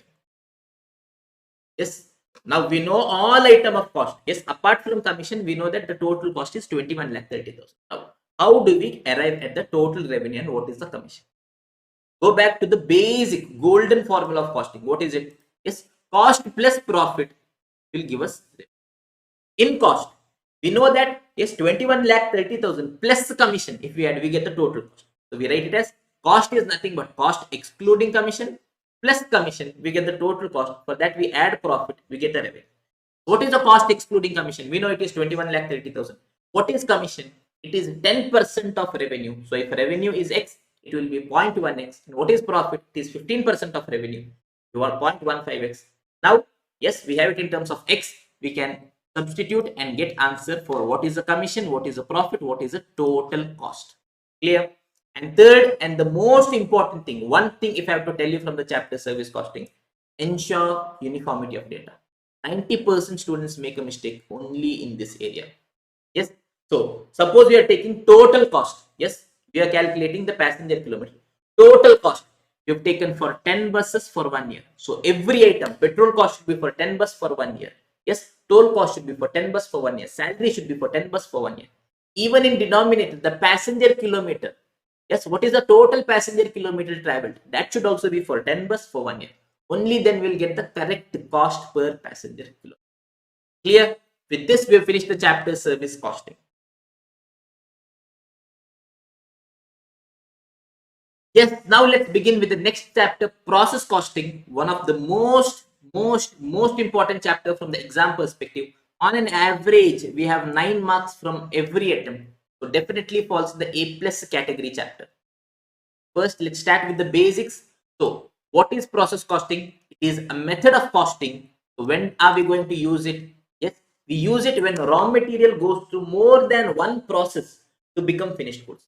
Suppose we have the raw material, it has to go through process 1, then process 2, then process 3, then become finished goods. So if it has to go through more than one process to become finished goods, and we want the cost for every process. We want to see what is the cost in process 1, what is the cost in process 2, what is the cost in process 3. Then we adopt process costing. Yes, one main thing, unless otherwise specified, output of process 1 will be the input of the next process.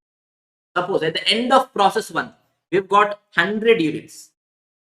Yes, we will tell that this 100 units will be input for the next process. One of the industries which applies process costing, yes, there are so many industries. One typical example is Coca-Cola. Yes, how Coca-Cola is manufactured? First, we manufacture the syrup, the thick syrup, that is process 1. Then we mix water and Coca-Cola syrup in the given ratio, that is the second process. Then using what is the Coca-Cola available, we pack, yes, and sell it, that is the third process. Clear? Yes. Now, how do we ascertain cost and profit?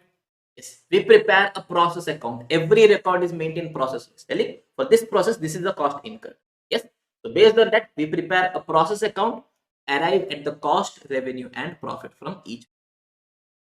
This entire chapter, process costing, can be bifurcated into the 4 type of question. Yes. First, we'll discuss type 1, that is very simple question. Second, we have questions having loss or gain adjustment. That is what to do if you have normal loss, abnormal loss, or abnormal gain. Thirdly, when we have work in progress, if you have opening work in progress, if you have closing work in progress, what to do? The fourth type of question is, if we have inter-process profit, what has to be? Yes, the first type of question, simple process account. We'll just understand what is the basics of process account. Yes, whenever we are preparing process account, we do 2 columns, one for quantity, one for amount. First thing. Secondly, every expense we put in the debit side, income we put in the credit side. Yes, so the golden rules are, in the debit side, we write all the expense. Yes, material, labor, overhead, other expense, all in debit side. In the credit side, what all we write? All income. If there is any income, we'll write it in the credit side. If there is any reduction of expense, the way we have discussed in contract costing, if there is any reduction of expense, there is some scrap value which we want to reduce from the cost, that also we'll write in the credit side. If goods are transferred from one process to the next process, from process 1, we are transferring the goods to the next process. So this cost also has to be transferred from this process to the next process. From here we eliminate and we add it to the next process. Here we put in the credit side, in the next process we put in the debit side. So if goods are transferred to the next process, that amount is also transferred, written in the credit. Yes, we'll prepare 2 columns, one for quantity, one for amount. And how do we get the cost per unit? We get it as total cost divided by output. This example, yes, the total cost incurred was 5 lakh rupees, that is for 1000 units. We've got the cost per unit as 5 lakh by 1000, it is 500 rupees per unit. Yes, this is the basic structure of process account, how a process account would look like. Next, when loss or gain exists, yes, every time it would not happen that we have put in 1000 units input, we will get 1000 units output. There will be some loss or gain. Suppose we have put 1000 units input. Yes, output we get is only 950 units. So what happened to the balance 50 units? We have lost. Yes, it is treated as loss. So if we have loss, we will get loss in the credit side of process account. Suppose 1000 units is our input. We have got 1100 units as output. What happened? We have got gain. Yes. So in the credit side, we have written actual output 1100 units. Now we have a gain of 100 units. Where does the gain come? Yes, 100. So we will write it as 1100 and 1100. Yes, this 100 gain will come in the debit side. Yes. So 2 things to be remembered. If we have loss, it will come in the credit side of process account. Because input is more, output is less. That is why we have a loss. If we have gain, it will come in the debit side of process account. Because output is more, input is less. That is why we are having a gain. Yes. Now, let's discuss what is normal loss, abnormal loss, and abnormal gain. First, normal loss, it is the general expected loss from the process. It is inherent and unavoidable. Suppose we purchase petrol, we have paid 120 rupees per liter. Yes. Now we have put in 1 liter. Yes. At the end of the day, we have not run the vehicle at all. Still we see, yes, there would only be around 950 ml. What happened to the 50 ml? Yes, evaporation. Inherent, unavoidable. It is called as normal loss. Yes, the loss is written in the credit side of process account. Every loss is written in the credit side of process account. Abnormal loss or abnormal gain. Yes, what is abnormal loss or abnormal gain? Suppose we had taken 1000 kg inputs. Yes, we know that 50 kg is the normal loss.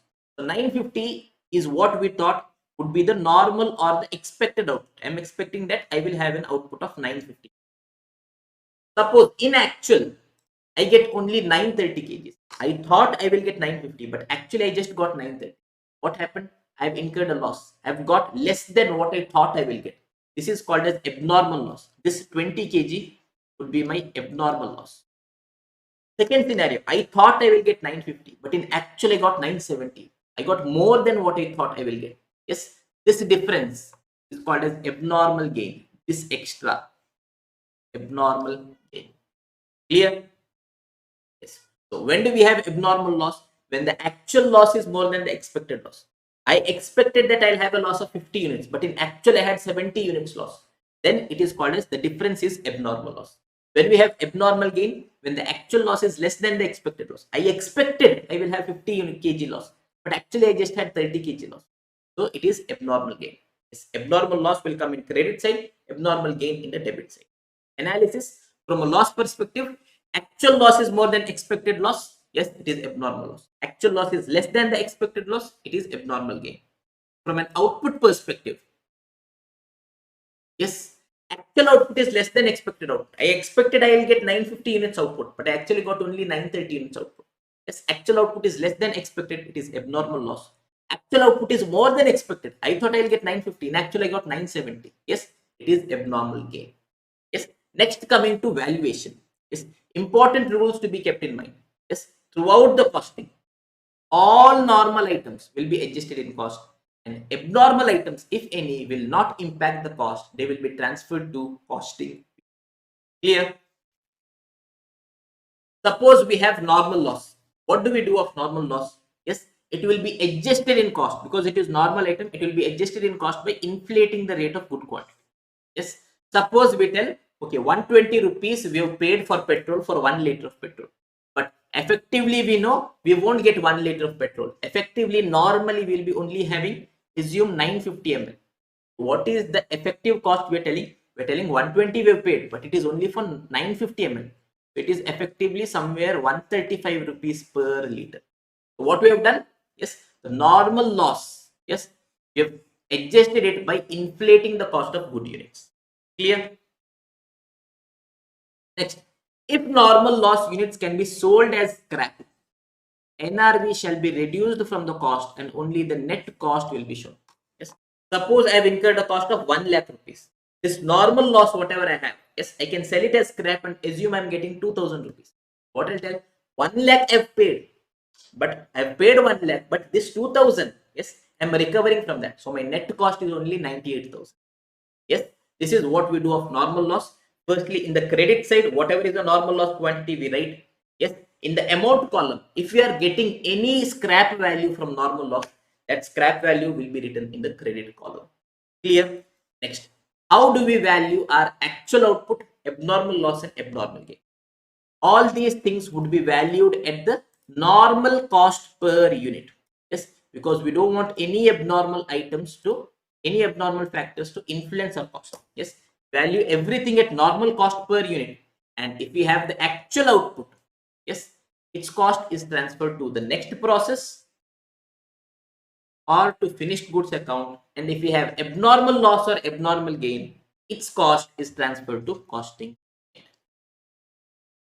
Now the question, how do we calculate the normal cost per unit? We know cost per unit is nothing but total cost divided by output. Yes, 200 rupees I have paid for 10 kg tomato. It is 20 rupees per kg. Yes, cost per unit is total cost divided by output.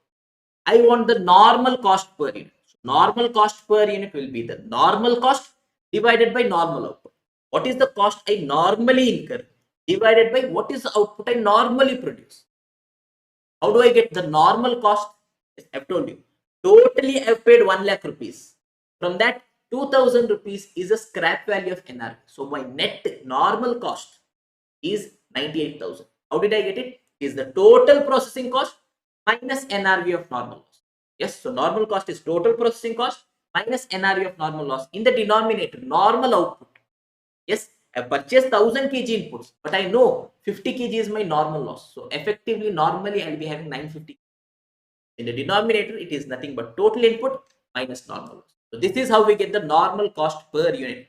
Is total processing cost minus NRV of normal loss divided by total input minus normal. We've got the normal cost per unit. Using that, whatever is the actual output, its cost we transfer to the next process or to finished goods.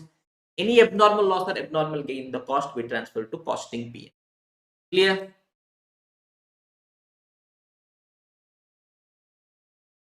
Yes, just a simple example. Yes, suppose we have 1000 units for which we've incurred a cost of 1 lakh rupees. Normal loss is 100 units, scrap value 50 per unit.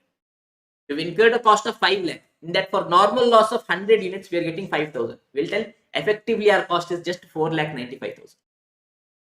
And this 4,95,000, 1000 units we have purchased, but we know 100 units is anyways normal loss. So effectively, we will be having only 900 units. So we get the cost per unit as 550 per unit. Using that, what is our actual output transfer to next process? 850 units. We value 850 units into 550 per unit. This amount we transfer to the next process. And abnormal loss. Yes, we tell okay, 50 units abnormal loss we had. Okay. Per unit 550 into 50 units, 27,500 we transfer to costing. Clear? Yes, even if we have actual output more, suppose we expected 900 units, but in actual we got 950 units. Yes, we had abnormal gain. Still we do the same thing. 5 lakh minus 5,000, 4 lakh 95,000 divided by 1000 minus 100, 900. We are telling normal cost per unit is 550 per unit. Using that, we value our actual output and the abnormal. Yes, normal cost per unit. Yes, because of abnormal factors, my cost should not change. So I value every item at normal cost per unit. Clear? This is the second type of question wherein we have loss or gain. Yes, few things to be kept in mind. Loss will come in the credit side, gain will come in the debit side. Normal loss. If we have scrap value of normal loss, the scrap value we will write it in the credit side of processing. Yes, abnormal loss, abnormal gain, and actual output we value it at normal cost per unit, and actual output we transfer it to the next process. Abnormal loss or abnormal gain we transfer it to costing. How do we get the normal cost per unit? It is nothing but total processing cost minus NRV of normal loss divided by total input minus normal. One area wherein students generally confuse and make a mistake is the scrap value to arrive at normal cost per unit. Suppose the normal loss is 100 kg, actual loss is 105 kg, actual loss is more, it is abnormal loss. What is the NRV to be reduced to arrive at the normal cost? 100 kg. Yes, whether we have abnormal loss, whether we have abnormal gain, the only NRV we will be reducing to arrive at normal cost is of normal loss only. Why? Because ultimately, yes, this may be extreme. In this situation, the loss is more. Yes, but what I don't want the actual. I want normally what is the cost per unit. Sometimes it may keep varying. Just because the cost keeps varying every time, I cannot keep varying my selling price. So I am calculating what is the cost I normally incur, ignoring all abnormal factors. So I calculate the normal cost per unit. So NRV to be reduced is always only of the normal loss. Whether the actual loss is more or less, I'll be reducing it of normal loss. Clear, everyone? Yes. Next, when the question has work in progress adjustment, the third type of question and one of the most important areas from an exam perspective is when question has work in progress adjustment, that is equivalent production, then what has to be done? Work in progress adjustment, we may have either only closing work in progress or we may have opening plus closing work in progress. In different scenarios, what is it that we have to do? Suppose question has only closing work in progress. Yes, suppose in this year I am manufacturing pen. Yes, I have manufactured one full pen. To manufacture one pen, I am incurring a cost of 10 rupees. Yes, I have manufactured one full pen, and next pen half I have manufactured. Yes, half of it next period I will manufacture. That is, I have a closing work in progress. Yes, what is the total cost I have incurred? 15 rupees. Now I have to see what is the cost per unit. I will tell, okay, 15 rupees cost I have incurred. This 15 rupees is for one full pen, and one half pen. That I'll only take it as 0.5 because only half of the work is done. 15 rupees by 1.5, I get it as 10 per unit. I'll tell, okay, for one pen, the cost is 10 rupees. If it is 50% done, it is 10 into 50%, 5 rupees per unit. Yes, this is what we do when we have closing equivalent. Yes, work in progress. Yes, Suppose we have purchased 1000 units at 5 lakh rupees. We are converting it into finished goods. 600 finished goods we have produced. 400 are still closing work in progress. It is 50% complete. What do we tell? 600 units are 100% complete. 400 units, only 50% is complete. It is as good as 200 units are complete. So altogether 800 units are complete. So we'll take 5 lakh is the cost for 800 equivalent unit. So we get the cost as 625 per equivalent. Clear? So what is the steps we have followed? Firstly, we have calculated what is the normal equivalent unit. Yes, it is units into percentage. Finished goods is into 100%. Work in progress into whatever is a percentage done. We get the normal equivalent unit as 800 equivalent. Then we get the cost per equivalent unit. It is nothing but cost, normal cost divided by normal equivalent units. 5 lakh rupees for 800 equivalent units. We got it as 625 per equivalent. Now, using the cost per unit, we are going to distribute the cost. Finished goods, work in progress, abnormal loss, abnormal. Simple. Finished goods, we are telling, okay, 600 units we have into 625 per unit. Closing work in progress, we tell, okay, 400 units we have, but it's only 50% complete, equivalent to 200 units into 625 per unit. That is how we distribute the cost and ultimately get what is the cost of goods transferred to next process and what is the cost of closing work in progress. Clear?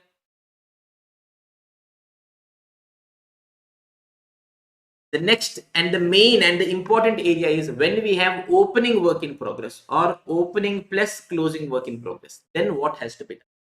What is the issue we'll be having? We have inputs at different prices. So what should we consider? Yes, look at this simple example. We have purchased inputs. We have opening stock which we had purchased at 10 rupees. Now we have fresh inputs we have purchased at 12 rupees. Suppose I have 1 unit of opening stock, 1 unit of fresh input. In FIFO, yes, 1 unit I have issued to production for finished goods and closing stock. Yes, from this 1 unit of finished goods are manufactured. In FIFO, what I'll tell, whatever comes in first goes out first. First I had opening stock, from that I will manufacture finished goods. So the cost will be 10 rupees. Yes, whatever is fresh that will be issued later on, and for closing stock, whatever is fresh will be used. So 12. What weighted average tells, don't worry so much. Calculate what is the total cost. 10 plus 12 is 22. Whatever is the total output, to get the weighted average cost per unit as 11. So for finished goods also we will value it at 11. For closing stock also we will value it at 11. Yes, this is what FIFO and weighted average tells. So when we have inputs at different prices, so we have to adopt the method of valuation. It can be either FIFO or weighted average. FIFO, what we tell, whatever comes in first will go out first. So opening work in progress, if you have opening work in progress, that will be issued to production first, and then closing work in progress will be from the latest stock. What weighted average tells, get the total cost, get the total production, based on that get the weighted average. It is nothing but total cost by total production. Yes, yes, let us try to understand it with the help of an example. Yes, when we have opening work in progress, see, we have 1000 units of opening work in progress for which we have incurred a cost of 10,000. Again, we have 9,000 fresh units for which we have incurred 1,08,000. From this altogether 10,000 units. Yes, we have manufactured 5,000 units finished goods, 5,000 we have in closing work in progress. What is our ultimate objective? What is the cost of the finished goods? What is the cost of the closing work in progress? This is what we want to see. Let us try to analyze our inputs. Inputs, we have opening work in progress 1000 units, which was 60% complete. We have incurred a cost of 10,000. Fresh inputs, we have 9,000 units at a cost of 1,08,000. From this, we are going to manufacture output. Yes, we will manufacture first finished goods, then whatever is there at the end which we could not manufacture will be in closing WIP. In FIFO, what we do? Yes, from opening WIP, we will manufacture first. Whatever comes in first goes out first. So from this opening 1000 units of opening WIP, yes, I manufacture finished goods. I tell, okay, 1000 units I manufacture. But I come to know that, see, yes, this is only 60% complete. So in the previous period, yes, I have incurred only 60% cost. I have not manufactured 1000 units. It is only 60%. That is equivalent to only 600 units was done. So what I have to do for the balance? Yes, in the last period, yes, suppose I am manufacturing a shirt. Yes, shirt I have cut. that cost is incurred in the previous period. 60%, that cost is incurred in the previous period. This period, stitching and other cost, the balance 40% cost on this shirt has to be incurred in the current period. Yes, that will be taken from the current cost. Yes, because cost is incurred in the current period. So for the balance 400 units, have incurred cost in the current period. Yes, so for 600 units, had incurred cost in the previous period. For balance 400 units, have incurred cost in the current period. This is how I've manufactured 1000 units. Again, 4000 more units have manufactured, because altogether 5000 have manufactured. These 4000 units have manufactured from the current input. Yes, this is done. Now I have closing work in progress. Closing work in progress, 5000 units of closing work in progress I have. But only 75% work is done. It is equivalent to 3750 units only work is. Now let us try this first 600 units. Yes, from opening WAP, this one. When was the cost incurred? Cost was incurred in the previous period. Yes, previous year. And what is the total cost incurred? The total cost incurred in the previous year was 10,000. Yes. So we know for opening WAP, for whatever is a proportionate work done in the previous period, cost is 10,000. We see in the current year, yes, what all is done later on. Yes, for opening WAP, the balance 400 units. Yes, that work is done in the current year. Again, fresh 4000 units. For this, again, work is done in the current year. Again, closing WAP, 3750 units. Again, work is done in the current year. For all these work done in the current year, what is the total cost we have incurred? We have incurred a cost of 1,08,000 rupees. Yes, so this 1,08,000 rupees is for 4,400, 7,400, 8,150 units. So what is the cost per unit? Cost per unit, if I have to calculate, I will tell it is 1,08,000 divided by 8,150 equivalent units. I will tell it as, yes, 13.25 per equivalent unit. Yes, so I'm telling, yes, I want to calculate the total cost. Yes, I'm telling for all these units. Yes, here for every unit it is 13.25, 13.25, 13. Suppose I want to calculate the cost of finished goods. Yes. So I'm telling, okay, for this 600 units of finished goods, give me a minute, I'll erase all these things. Yes, I want to calculate the total cost. I'm telling 600 units have manufactured in the previous year only, 600 equivalent. What was the cost? It was 10,000 rupees. Balance 400 equivalent units have manufactured in the current period. What is the cost? It is 13.25 per unit. Again, 4,000 units have manufactured in the current period. What is the cost? 13.25 per unit. Again, closing WAP, I have 3,750 at the rate 13.25 per unit. If we add all this, we'll get the cost is 10,000.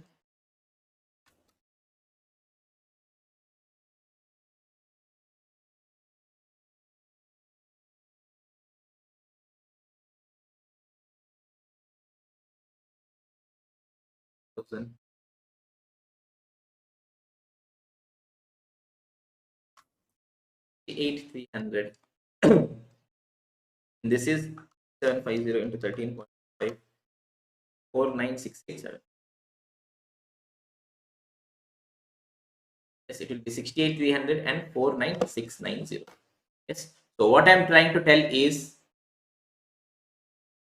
yes, suppose I have these things here. I'm telling this cost is 68,300. This is 49,680. This is how I get the total cost. Clear? This is what FIFO was. Now let's try to see what weighted average is. Same example. We have 1000 units of opening work in progress. 60% complete cost is 10,000 rupees. Fresh inputs of 9,000 units cost is 1,08,000 rupees. What do we do in weighted average? We tell, don't worry if it's from opening or fresh. Take total cost, take total work done, get the fresh weighted average cost. We tell, okay, how many units of finished goods are produced? 5,000. So We are being learned FIFO, we tell, see, 1000 units is from opening WAP. In that 60% is done in previous period, 40% in current period. Weighted average tells, don't tell me story. How many units of finished goods? 5,000. Yes, so complete 5,000. We will calculate a fresh rate. That is why a different color. How many closing work in progress? We have 5,000 units, but 75% complete is 3,750. So weighted average tells, okay, boss, what is the total cost incurred? I have incurred 10,000 plus 1,08,000, 1,18,000. Totally, what is the units manufactured? I tell 5,000 plus 3,750, 8,750. So it tells 1,18,000 by 8,750. It tells the cost per unit is 13.48. How did we get? Is the total cost till date. Yes, whether it is in the current period, previous period, does not matter. What is the total cost till date divided by equivalent units till date?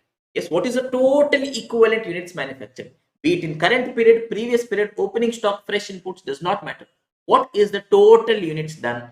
Yes, we get the weighted average cost per unit. Using that, we value it is 13.48 into 5,000. Yes, it is 67,400 and it is 50,550. This is how we value our finished goods and closing WAP using weighted average. Clear? Now let us look at the steps. Yes, what we have to do, we have looked at the logic. Now let us just try to look at the steps. Yes. What is our objective?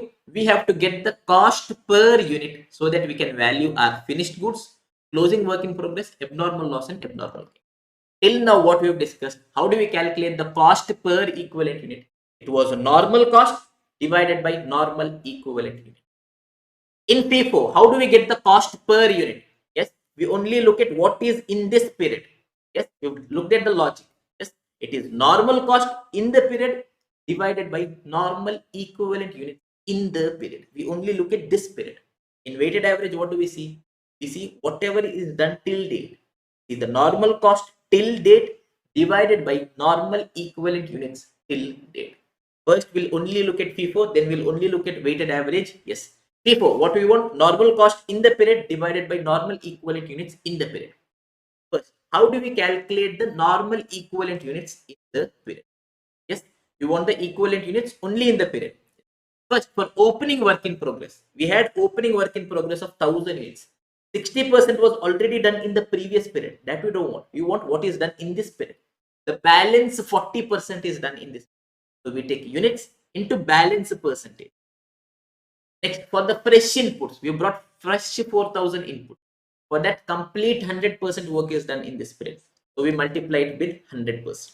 For closing WAP, we had 5,000 units, which was 75% complete. So whatever is the percentage complete, yes, we multiplied with the percentage complete. Yes, normal loss, we take it as a nil because ultimately we want the normal output. So we will not add the normal loss. Yes, if there is any abnormal loss, we will add it. If we have abnormal gain, we will reduce it. Yes, abnormal loss and abnormal gain. If percentage is given in the question, telling 80%, we will take that. Nothing is given, we will take it as 100%. Yes, this is how we have got the normal equivalent units in the period. Next, we want our numerator, that is the normal cost incurred in the period. How do we get the normal cost? Yes, we have cost of opening WAP, but that is of previous period. We don't want. We have fresh cost, yes, incurred in this period. That is cost incurred in the period. But we don't want cost. We want the normal cost. So we reduce the NRV of normal loss. We arrive at normal cost. We have normal cost in the period. We have the denominator normal equivalent units in the period. We get the cost per unit. Now using the cost per unit, we have to allocate the cost to finished goods and closing WAP. Yes. So how do we allocate the cost to finished goods? Look at this example here. Things will be even more simpler and easier here. Yes. So we had manufactured 5,000 units of finished goods. From where did we manufacture 5,000 units? From opening WAP, we manufactured 1,000. Fresh inputs, we have manufactured 4,000. Even in the opening WAP, 60% work was already done in the previous year. That is equivalent of 600. Only the balance 40%, equivalent of 400 units, was done in the current period. For the 60% work already done in the previous period, Cost is given. It was given the cost was 10,000. We had taken 10,000. Yes. For the balance 40% work which is done in the current period, we have taken it as 400 units into whatever is the cost per unit. And for fresh 4,000 units, we have taken it as 4,000 units into cost per unit. So to value our finished goods, yes, how we are going to look at it? We'll see how much we have manufactured from our opening work in progress. We'll tell from opening work in progress 1,000. Even in this 1,000, 60% was already done in the previous year. Its cost is available directly we write. For the balance 40%, yes, so equivalent units, that is 40% of 1,400 units into cost per unit. Got it from the opening WP, and from fresh inputs of the 4,000 units, we do 4,000 units into cost per unit. We get the value of finished goods. For closing stock, what do we do? Is equivalent units into cost per unit. Yes, 5,000 units into 75% complete into cost per unit. If we have abnormal loss or abnormal gain, again it is equivalent units into cost per unit. Yes. Now coming to weighted average. Weighted average is comparatively simpler and easier. Yes, what weighted average tells? Don't worry so much. Take the normal cost till date. In this period, previous period, don't bother. And take in denominator, take the normal equivalent units till date. How do we calculate the equivalent units till date? Yes, first we are looking at finished goods. Yes, what FIFO was telling? This finished goods of 5,000 from opening WP, this much in the previous period, in the current period from fresh input. What weighted average tells? Shut up. How many units of finished goods in total you have manufactured? 5,000. 100% complete. No need to speak anything further. So for the entire finished goods, we take it as 100% complete. No need for bifurcation. Current period, previous period. We want total till date. For closing WAP, how many units we have? 5,000. Whatever is a percentage complete, 75%. We've got 3,750 units, which is done till date. Yes, for normal loss, we take it as nil. Abnormal loss and abnormal gain, percentage is given, we take it. Not given, we take it as 100%. Again, numerator we want the normal cost till date. How do we get? We have cost of opening WAP of previous period, we take it. We have the cost incurred in this period, that also we take it. We reduce it by NRV of normal loss, we get the normal cost till date. We divide normal cost by normal equivalent units, get the cost per unit. Even allocation of cost is also simple here. Yes, what weighted average asks us, how many units of finished goods? We tell 5,000. Yes, don't tell me the story. 5,000 units into 100% complete into cost per unit. End of the story. Yes, no need to for bifurcation between opening WAP, fresh input. Closing stock. How do we do? What is the equivalent units? 5,000 units into 75% complete, 3,750 units to cost per unit. Yes, same thing for abnormal loss or abnormal gain. It is equivalent units into cost per unit. Clear? The main area of difference, the only area of difference is in the treatment of opening WAP. Yes. If we just know that in FIFO, we only want cost in the period divided by units in the period, and in weighted average, we want cost till date divided by equivalent units till date. Everything becomes simple. In opening WAP, in FIFO, we only take balance percentage. In weighted average, we take the total finished goods, complete 100%. This is one area of bifurcation. Yes. The second area is in allocation of cost. In FIFO, we see what is there in current period, what was there in past period. Weighted average, we don't look at any of those. Clear, students? Yes. Few more things. First, abnormal loss or abnormal gain. If percentage is given in the question, we take that percentage. No percentage is given in question, we take it as 100%. Yes. Secondly, in statement of equivalent production, we are going to take normal loss as nil. Yes. And a few important things from the exam perspective. First, when differential percentage is available for material, labor, and overheads, what do we do? Yes. Suppose question is telling opening WAP, we have 1,000 units. Yes, in that 60% is done for material in the previous period, 40% for labor, and 40% for overhead. Suppose we are doing as per FIFO. Yes, we are telling, okay, now we have to prepare different columns, one for material, one for labor, one for overheads. So we are telling, okay, in equivalent production, material 60% was already done in the previous period. What is done in the current period? Labor 40% done in the previous period. What is done in the current period? 60. Same for overheads as well. Yes, based on that, separately we calculate what is the equivalent production for material, what is the equivalent production for labor, what is the equivalent production for overhead. Now, units we have calculated separately for material, labor and overheads. Even cost also we have to calculate separately. The normal cost, you cannot calculate the total cost. You have to calculate what is the normal cost for material, what is the normal cost for labor, what is the normal cost for overheads. We divide by the equivalent units, we get the cost per equivalent units. Based on that, we go on allocating them. One important thing is, if we have NRV of normal loss, yes, we have NRV of normal loss. Now we have bifurcated the cost as material, labor and overheads. Where do we put the NRV of normal loss? It shall be reduced from the cost of material, because scrap dealer is paying me for the materials involved. He is not paying me for anything else. He is paying me what is the material involved. For that he is paying me the amount. So we reduce the scrap value from the cost of material. One more thing is, in some places question may give, yes, this is the material cost in percentage, this is a conversion.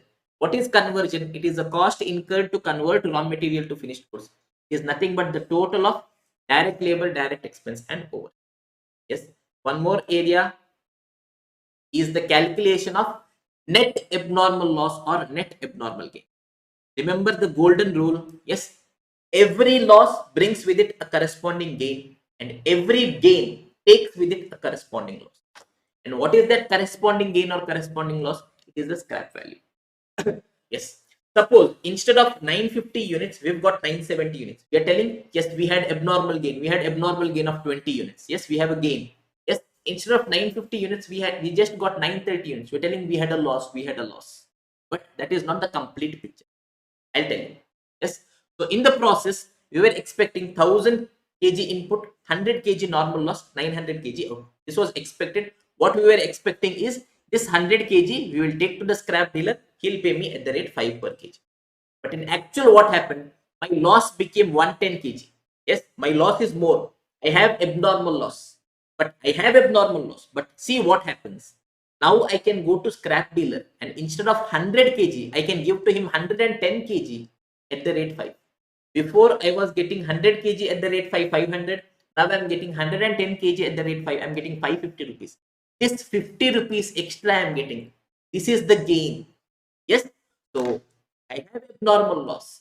From that I reduce this gain. This extra scrap value I have realized. I get my net loss.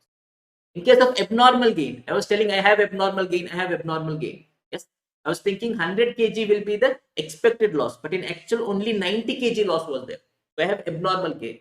Yes, what I was thinking is I will take 100 kg to scrap dealer at the rate 5, I will sell it. But right now I only have 90 kg.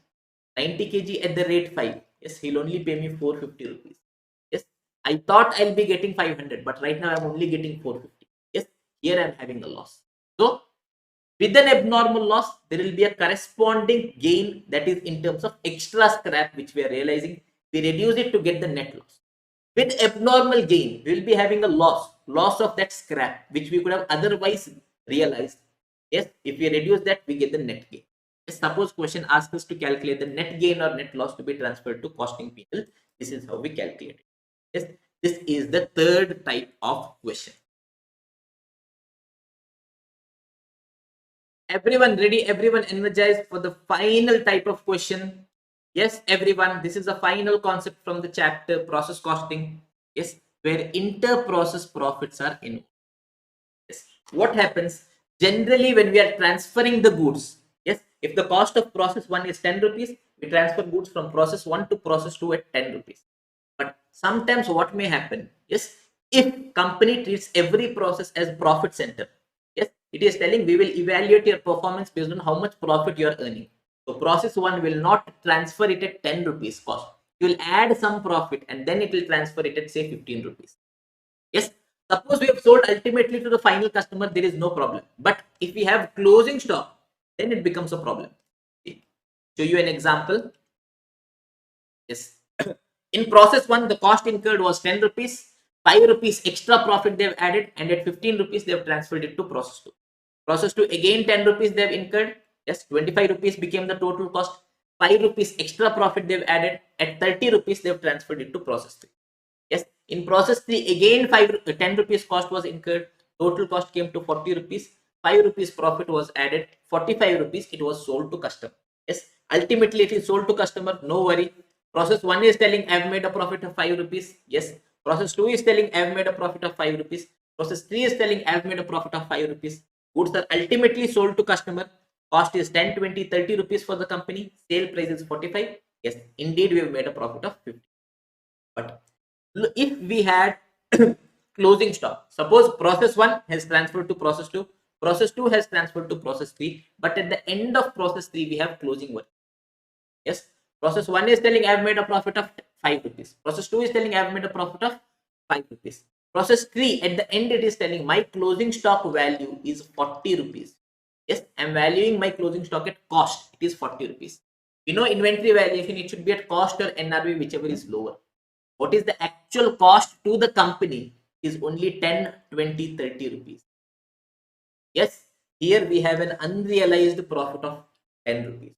What we need to do is we need to bifurcate the total amount between, we have the total amount.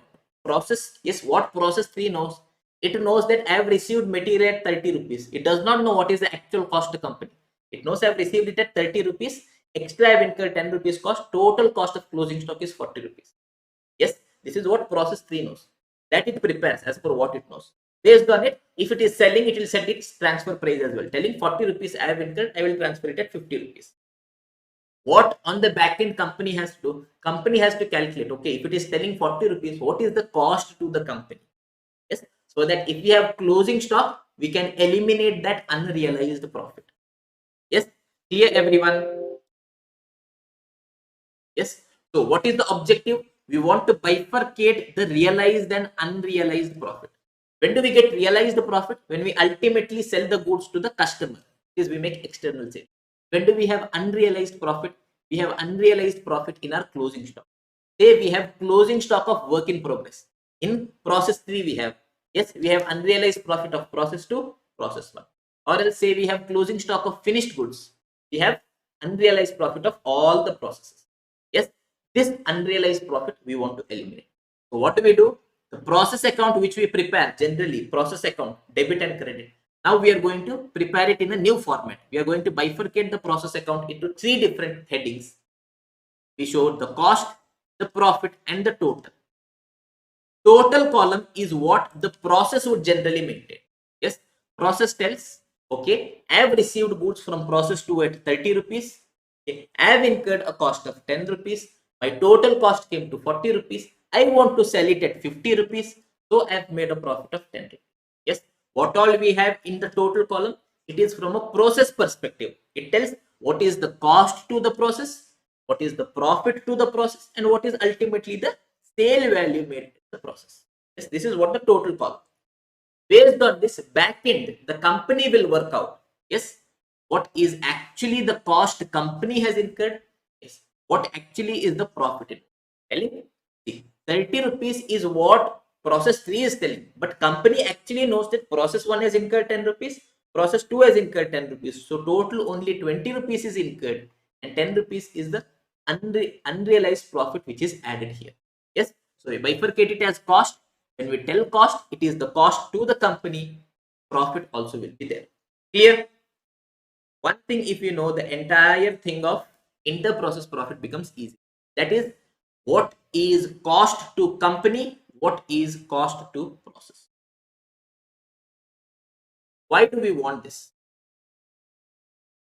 Yes, suppose who ultimately sets the transfer price, the internal transfer price, the respective process sets.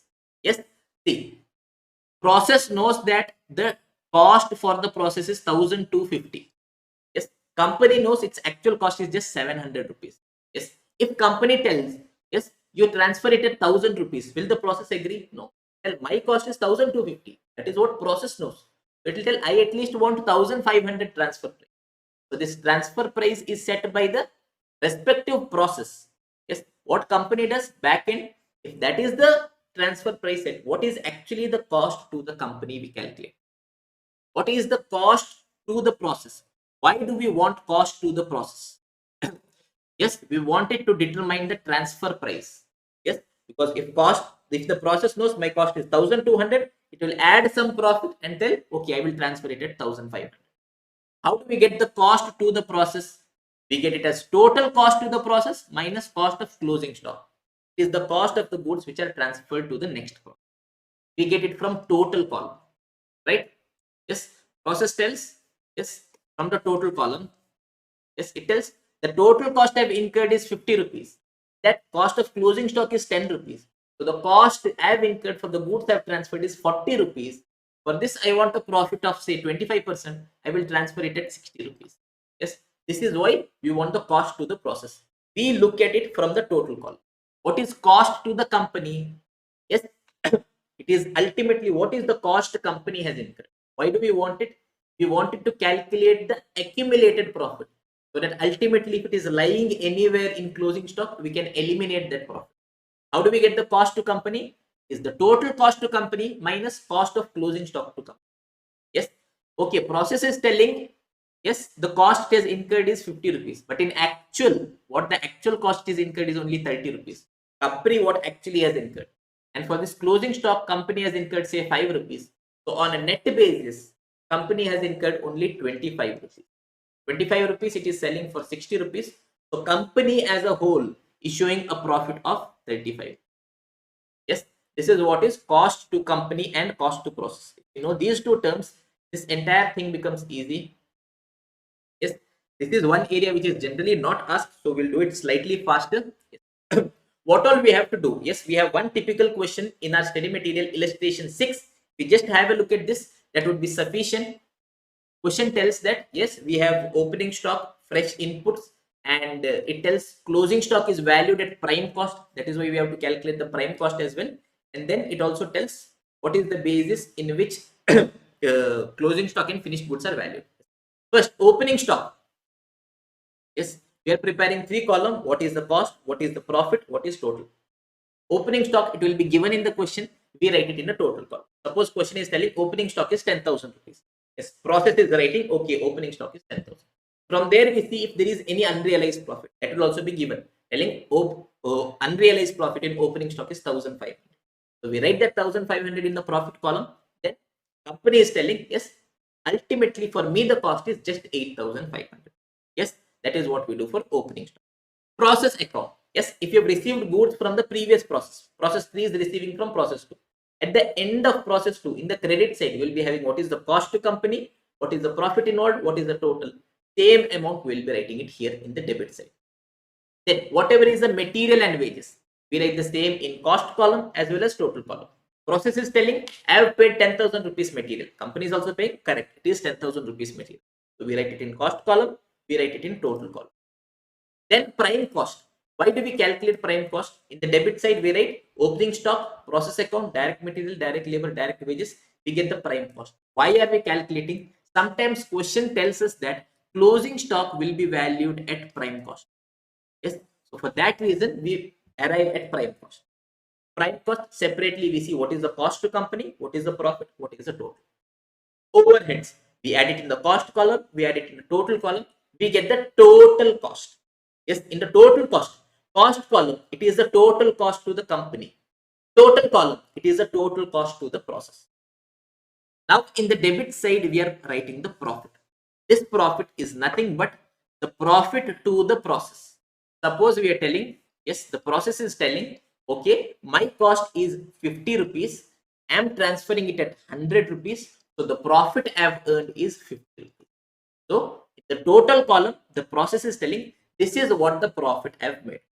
So this amount, this profit which the process has made will be written in the profit column as well as in the total column. And how do we get the profit to the process? It is nothing but the total transfer price minus cost to the process. How do we get cost to the process? It is total cost to process minus cost of closing stock to the process. We look at it from the total column. Yes, if you want for the process, we look at the total column.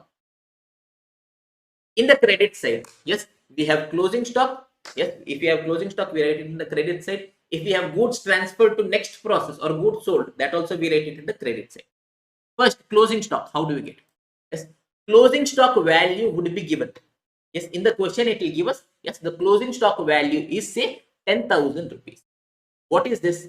This is what the process is telling, that the closing stock value is 10,000. Yes, closing stock value given is the cost to the process. This amount we will be writing it in the total column. Yes. Now we know that if it is closing stock, there would be some unrealized profit which we have to eliminate. For that, we have to calculate what is the cost to company. How do we calculate that? Hint would be given in question. They have told, question has told, closing stock would be valued based on prime cost. So we know in what ratio prime cost is there, in the same ratio our closing stock would be there. Yes. So in the debit column, that is why we have calculated prime cost. Suppose prime cost is cost to company 75,000, profit 15,000, total 90,000. Now we tell, okay, our closing stock value which is given is 4,500, right? Now using cross multiplication, we can arrive at what is the unrealized profit involved. 4,500 into 15,000 by 90,000, we get it as 750 is the unrealized profit. 4,500 is the total cost to process. That 750 is the unrealized profit. So the cost to company is 3,750. Yes. So in the ratio of prime cost, we have arrived at the cost to company, profit and total of the closing stock. Yes. That hint will be given in question. Using that, we calculate this closing stock. Next, goods transferred to next process. Very important. Look at the steps. Yes. Who sets the transfer price? The respective process sets the transfer price. Tells I have incurred a cost of 1,250. I want 250 profit, so I will transfer it at 1,500. So for that, what we have to calculate? We have to calculate the cost to the process. Yes, we calculate the cost to the process, add profit, we arrive at the transfer price. First, we are looking at the cost to the process. How do we get cost to the process? From the total column we see. What is the total cost minus what is the cost of closing stock? We get the cost to the process. Yes. So from the total column we see. Suppose we got the cost to the process is 1,250. Yes. Question will tell us, yes, for the cost we are adding this percent profit, 10% of sales or 10% of cost. Yes. We add the profit, we arrive at the transfer price. Yes, the transfer price will be written in the credit side total column. Yes, I've already told you. Yes, if in the process cost is 50 rupees, selling price is, yes, cost is 40 rupees, selling price is 50 rupees. This 50 rupees will be written in the credit side. This transfer price will be writing it in the total column.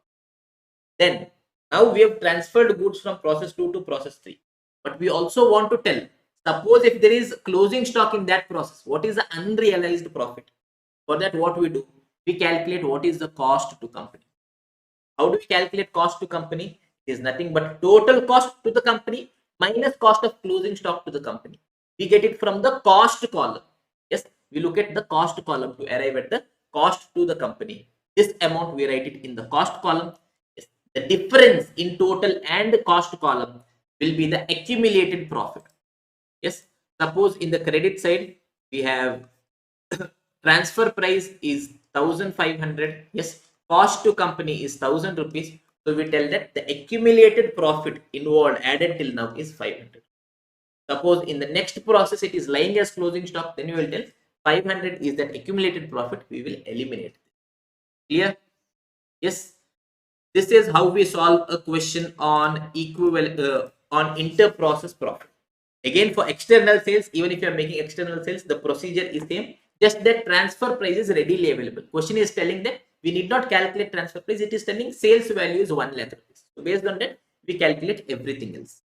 Yes, students, this is the entire chapter of process costing. Very important from the exam perspective. Every attempt we have a 10-mark question. Yes, the type 2 question wherein we have normal loss, abnormal gain adjustment, and the type 3 question wherein we have opening work in progress, we have closing work in progress. Opening work in progress, how do we do as per FIFO, how do we do as per weighted average, is one of the most important areas. Yes, even inter-process profit, if I say wants to make your paper difficult, this is one area it can target. So be cautious, be aware, and be prepared. Should we go to the final chapter, students? We have one small chapter pending, joint product by product costing. Yes, on an average 4 marks from every attempt falls in the C category. We'll first discuss the basics, then we'll see how do we distribute the joint cost. First question is, when does joint product by product arise? So already told, it is just an extension of process account. So what happens in a process? Yes, multiple products emerge. Then how do we distribute the cost? Suppose we have incurred 10 lakh rupees in one process, and at the end of process, yes, we have product A, product B, product C. We knew that if only one product is available, we take the normal cost divided by normal output, we get the cost per unit. But here multiple products are there. Suppose we are refining petrol. We get crude petrol, we get crude diesel, yes, we get petroleum jelly, we get plastic, we get so many other products. How do we distribute the cost between them? This is the question. We distribute it using the technique of joint product byproduct cost. Yes, let us look at the entire flow. Yes, we have input which is going into the process. Yes, suppose we have incurred a cost of 10 lakh in this process. At the end of this process, we are getting two different products. We are getting product A, we are getting product B. Yes, if we want, we can sell these products as it is, or if not, we can decide to further process it. We decide A, we further process it and manufacture the finished goods X. Yes, B, again we further process, go through process 2 and process 3 and manufacture finished goods. Yes, this is the entire process what actually happens. This point wherein from one process we are getting two or more outputs, this is called the separation point. The point at which, yes, from one process multiple products emerge. Whatever is the cost we have incurred before that is called as the pre-separation cost or the joint cost. Yes, 10 lakh is the joint cost which is incurred for A as well as B. Whatever is the cost we are incurring after the separation is called as post-separation cost or further process. Is this clear? Now let us see what is joint product, what is byproduct. Joint product. When two or more products are produced from the same basic process and goods are of same equivalent value, yes, both the goods are important, then we are calling it as joint product. Suppose we have refined petroleum. Yes, from crude oil processing, we have got crude petrol, crude diesel. We ask which is important. We tell both are important. Then they both will be treated as joint product. What is byproduct? When two or more products are produced from the same basic process and one of the goods is of high important value, then the other products are byproduct. This byproduct is nothing but the incidental waste during manufacture of main product. Yes, so we have manufactured, suppose we want to manufacture sugar. While we manufacture sugar, we have that waste of sugar cane which can be sold to paper industry. Yes, we get some amount, but is it our main objective? We ask which is mainly important. Is it sugar? Is it this waste? We tell sugar is important. This just because we can sell it and make some money, we are doing it. Yes, that is byproduct.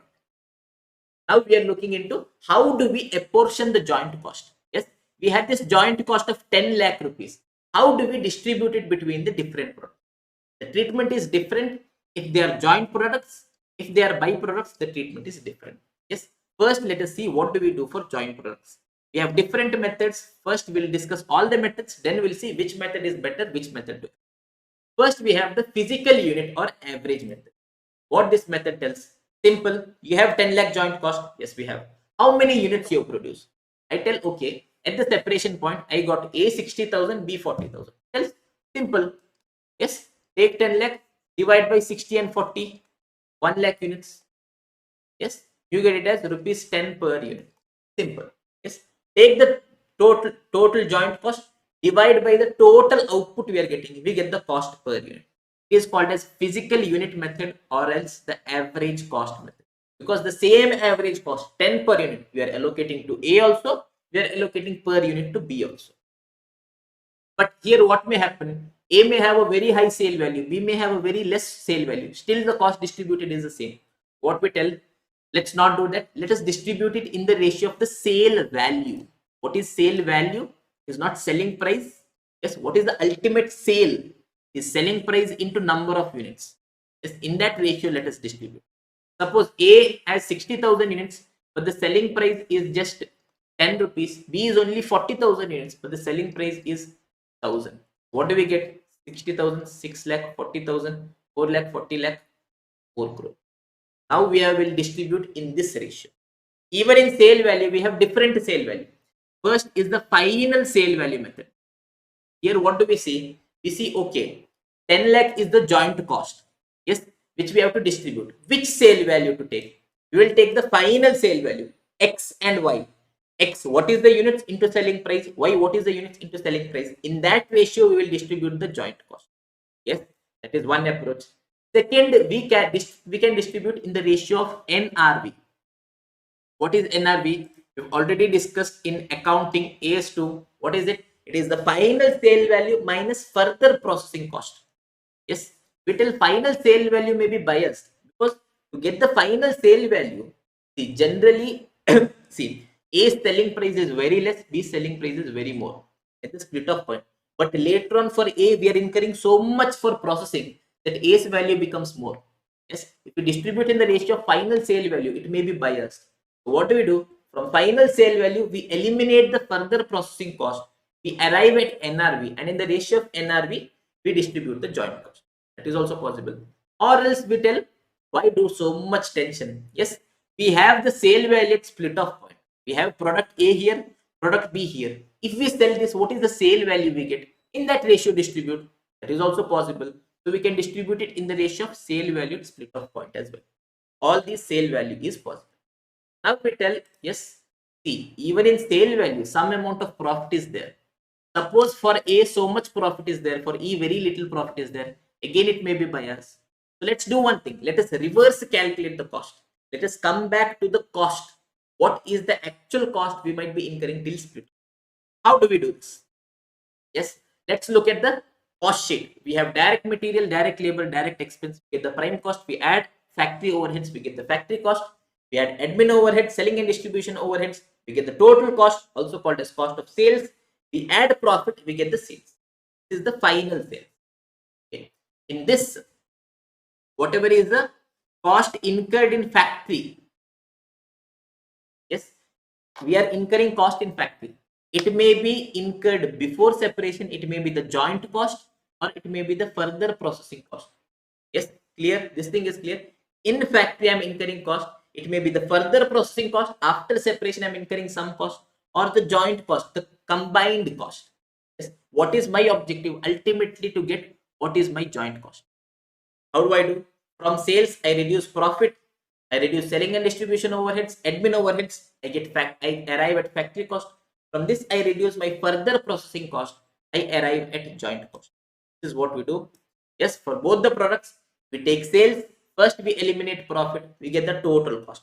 From that, we reduce selling and distribution overheads, admin overheads. They are general. They are not specific for any product. We get the factory cost. Now, factory cost in the factory. Yes, it may be incurred up to separation or after separation. Yes, from that, post separation, further processing cost, we know what it is. That also we reduce. We arrive at the cost at split off point. And in this ratio, we distribute the joint cost. Suppose our joint cost is 10 lakh, we distribute it in the ratio 5 lakh 20, it is 5 lakh 20,000 and 4 lakh. Yes, these are the different methods. We also have marginal cost method. What do we tell in marginal cost method? We tell total cost. You bifurcate it as joint cost and further processing. Okay. Suppose we know what is joint cost, what is further processing. Again, it is further processing cost. Again, bifurcate it as variable cost, fixed cost. Yes, this further processing cost will be specifically knowing.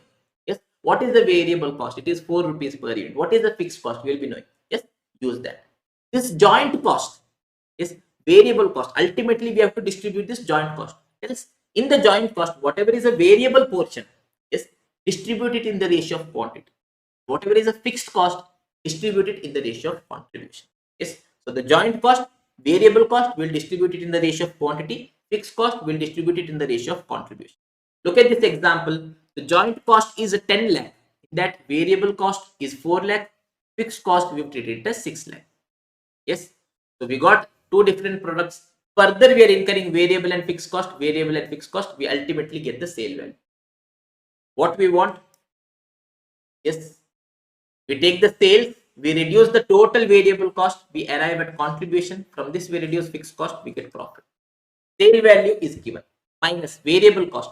For the further processing, specifically it is given. Here it is 1 lakh, here it is 1 lakh, we reduce. Joint cost. We know the joint variable cost is 4 lakh rupees here.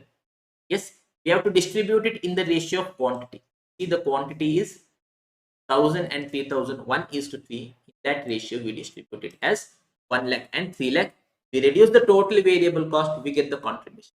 Now we have to reduce the fixed cost. Further processing cost specifically given. Yes, joint cost of 6 lakh. We distribute it in the ratio of contribution in the ratio 8:11. We get what is the fixed cost allocation between the two products, we arrive at profit.